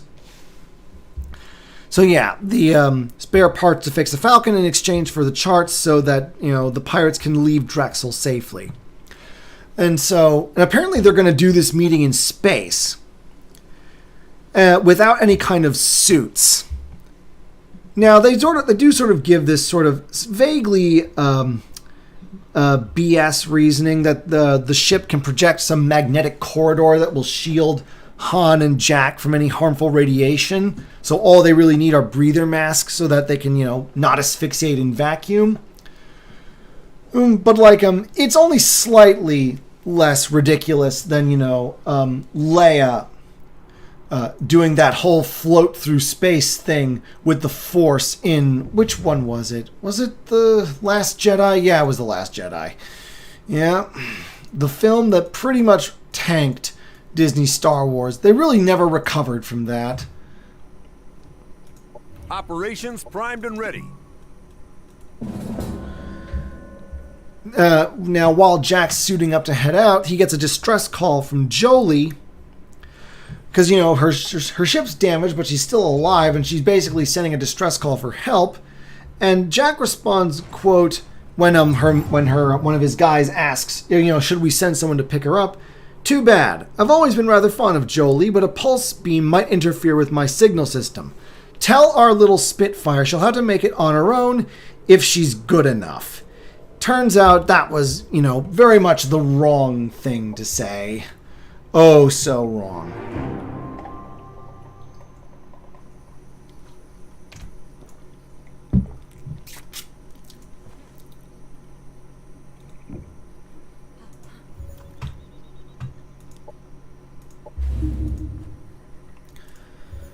So, Han and Jack have their little weird rendezvous in space. And of course, even though the terms were you don't come bearing weapons, they both bring their guns because, they don't trust each other. Why on earth would they?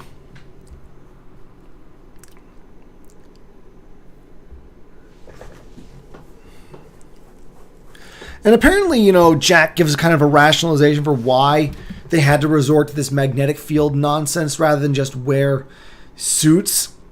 Because he says that, Han could be hiding things in his suit. Again, I don't quite like this bit of reasoning.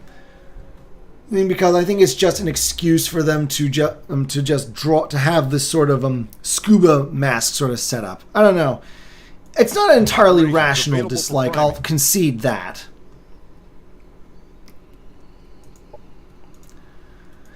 But for some reason, I just don't like it. It seems a little too silly even by Star Wars standards, which, again, given that this is science fantasy, that's pretty low, admittedly.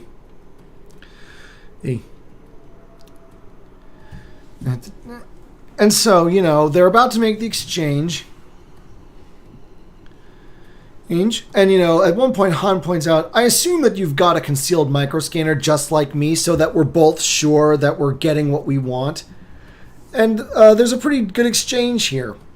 And Jack says, pity we couldn't be partners, Han. We think so much alike. To which Solo replies, we'd always be worried that the other would think of it faster, Jack. And like now. And so, of course, the two start trying to kill each other. Unfortunately, Jack was prepared for that sort of thing, so he's got his men ready to come out in space to help him. And it's just Han all by his lonesome because everybody else is aboard the Falcon.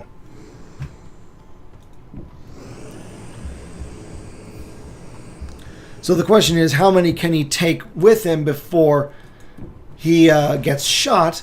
But then suddenly, Jolie comes in and she starts shooting the pirates. Because again, Jack said pretty much what amounts to her trigger word, evidently.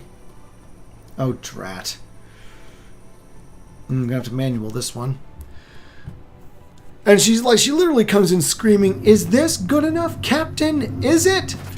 So yeah, basically, you just had to say the wrong thing to piss her off, Crimson Jack.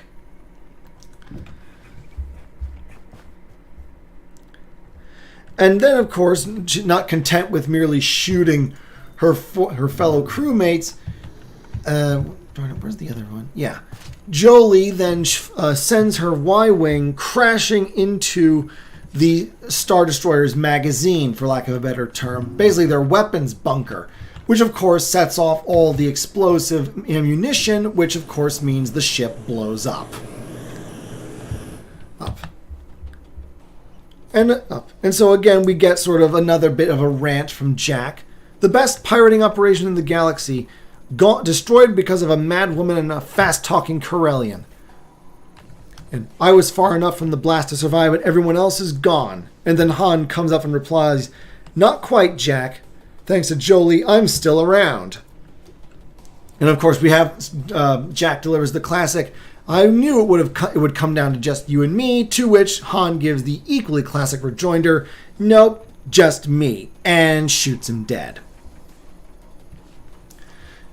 So, of course, Han recovers the parts needed to get the Falcon flying again. And later, he and Leia go aboard what's left of the Star Destroyer, and they actually find Jolie's corpse, mostly intact.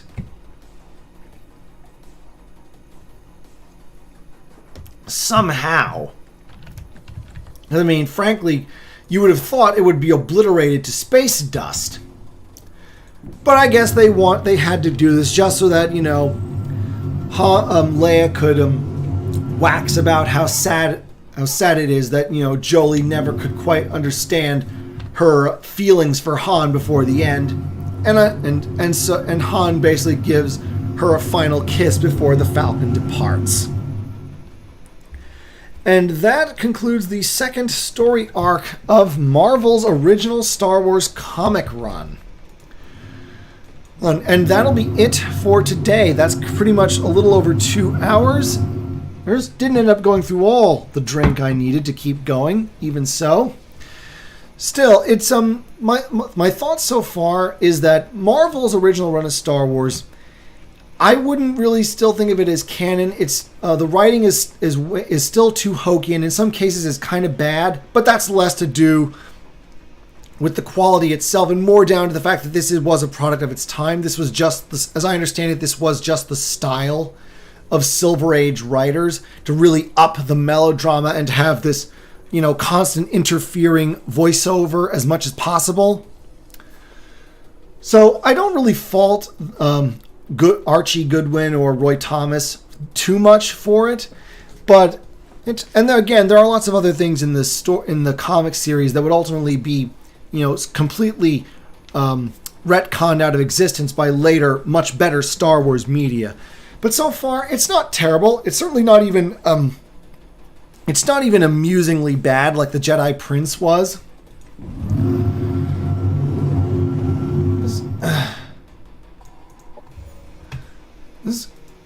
So, as such, I mean, it's definitely going to be an interesting read, and I do look forward to covering more of the comic over the this month of December.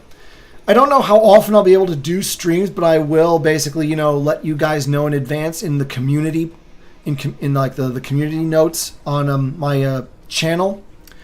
So I want to thank you guys all for tuning in, and yeah, I really do hope I'll be seeing you soon as we dive in more to the oldest Star Wars comic ever written. Thank you all and have a very good night. And happy holidays.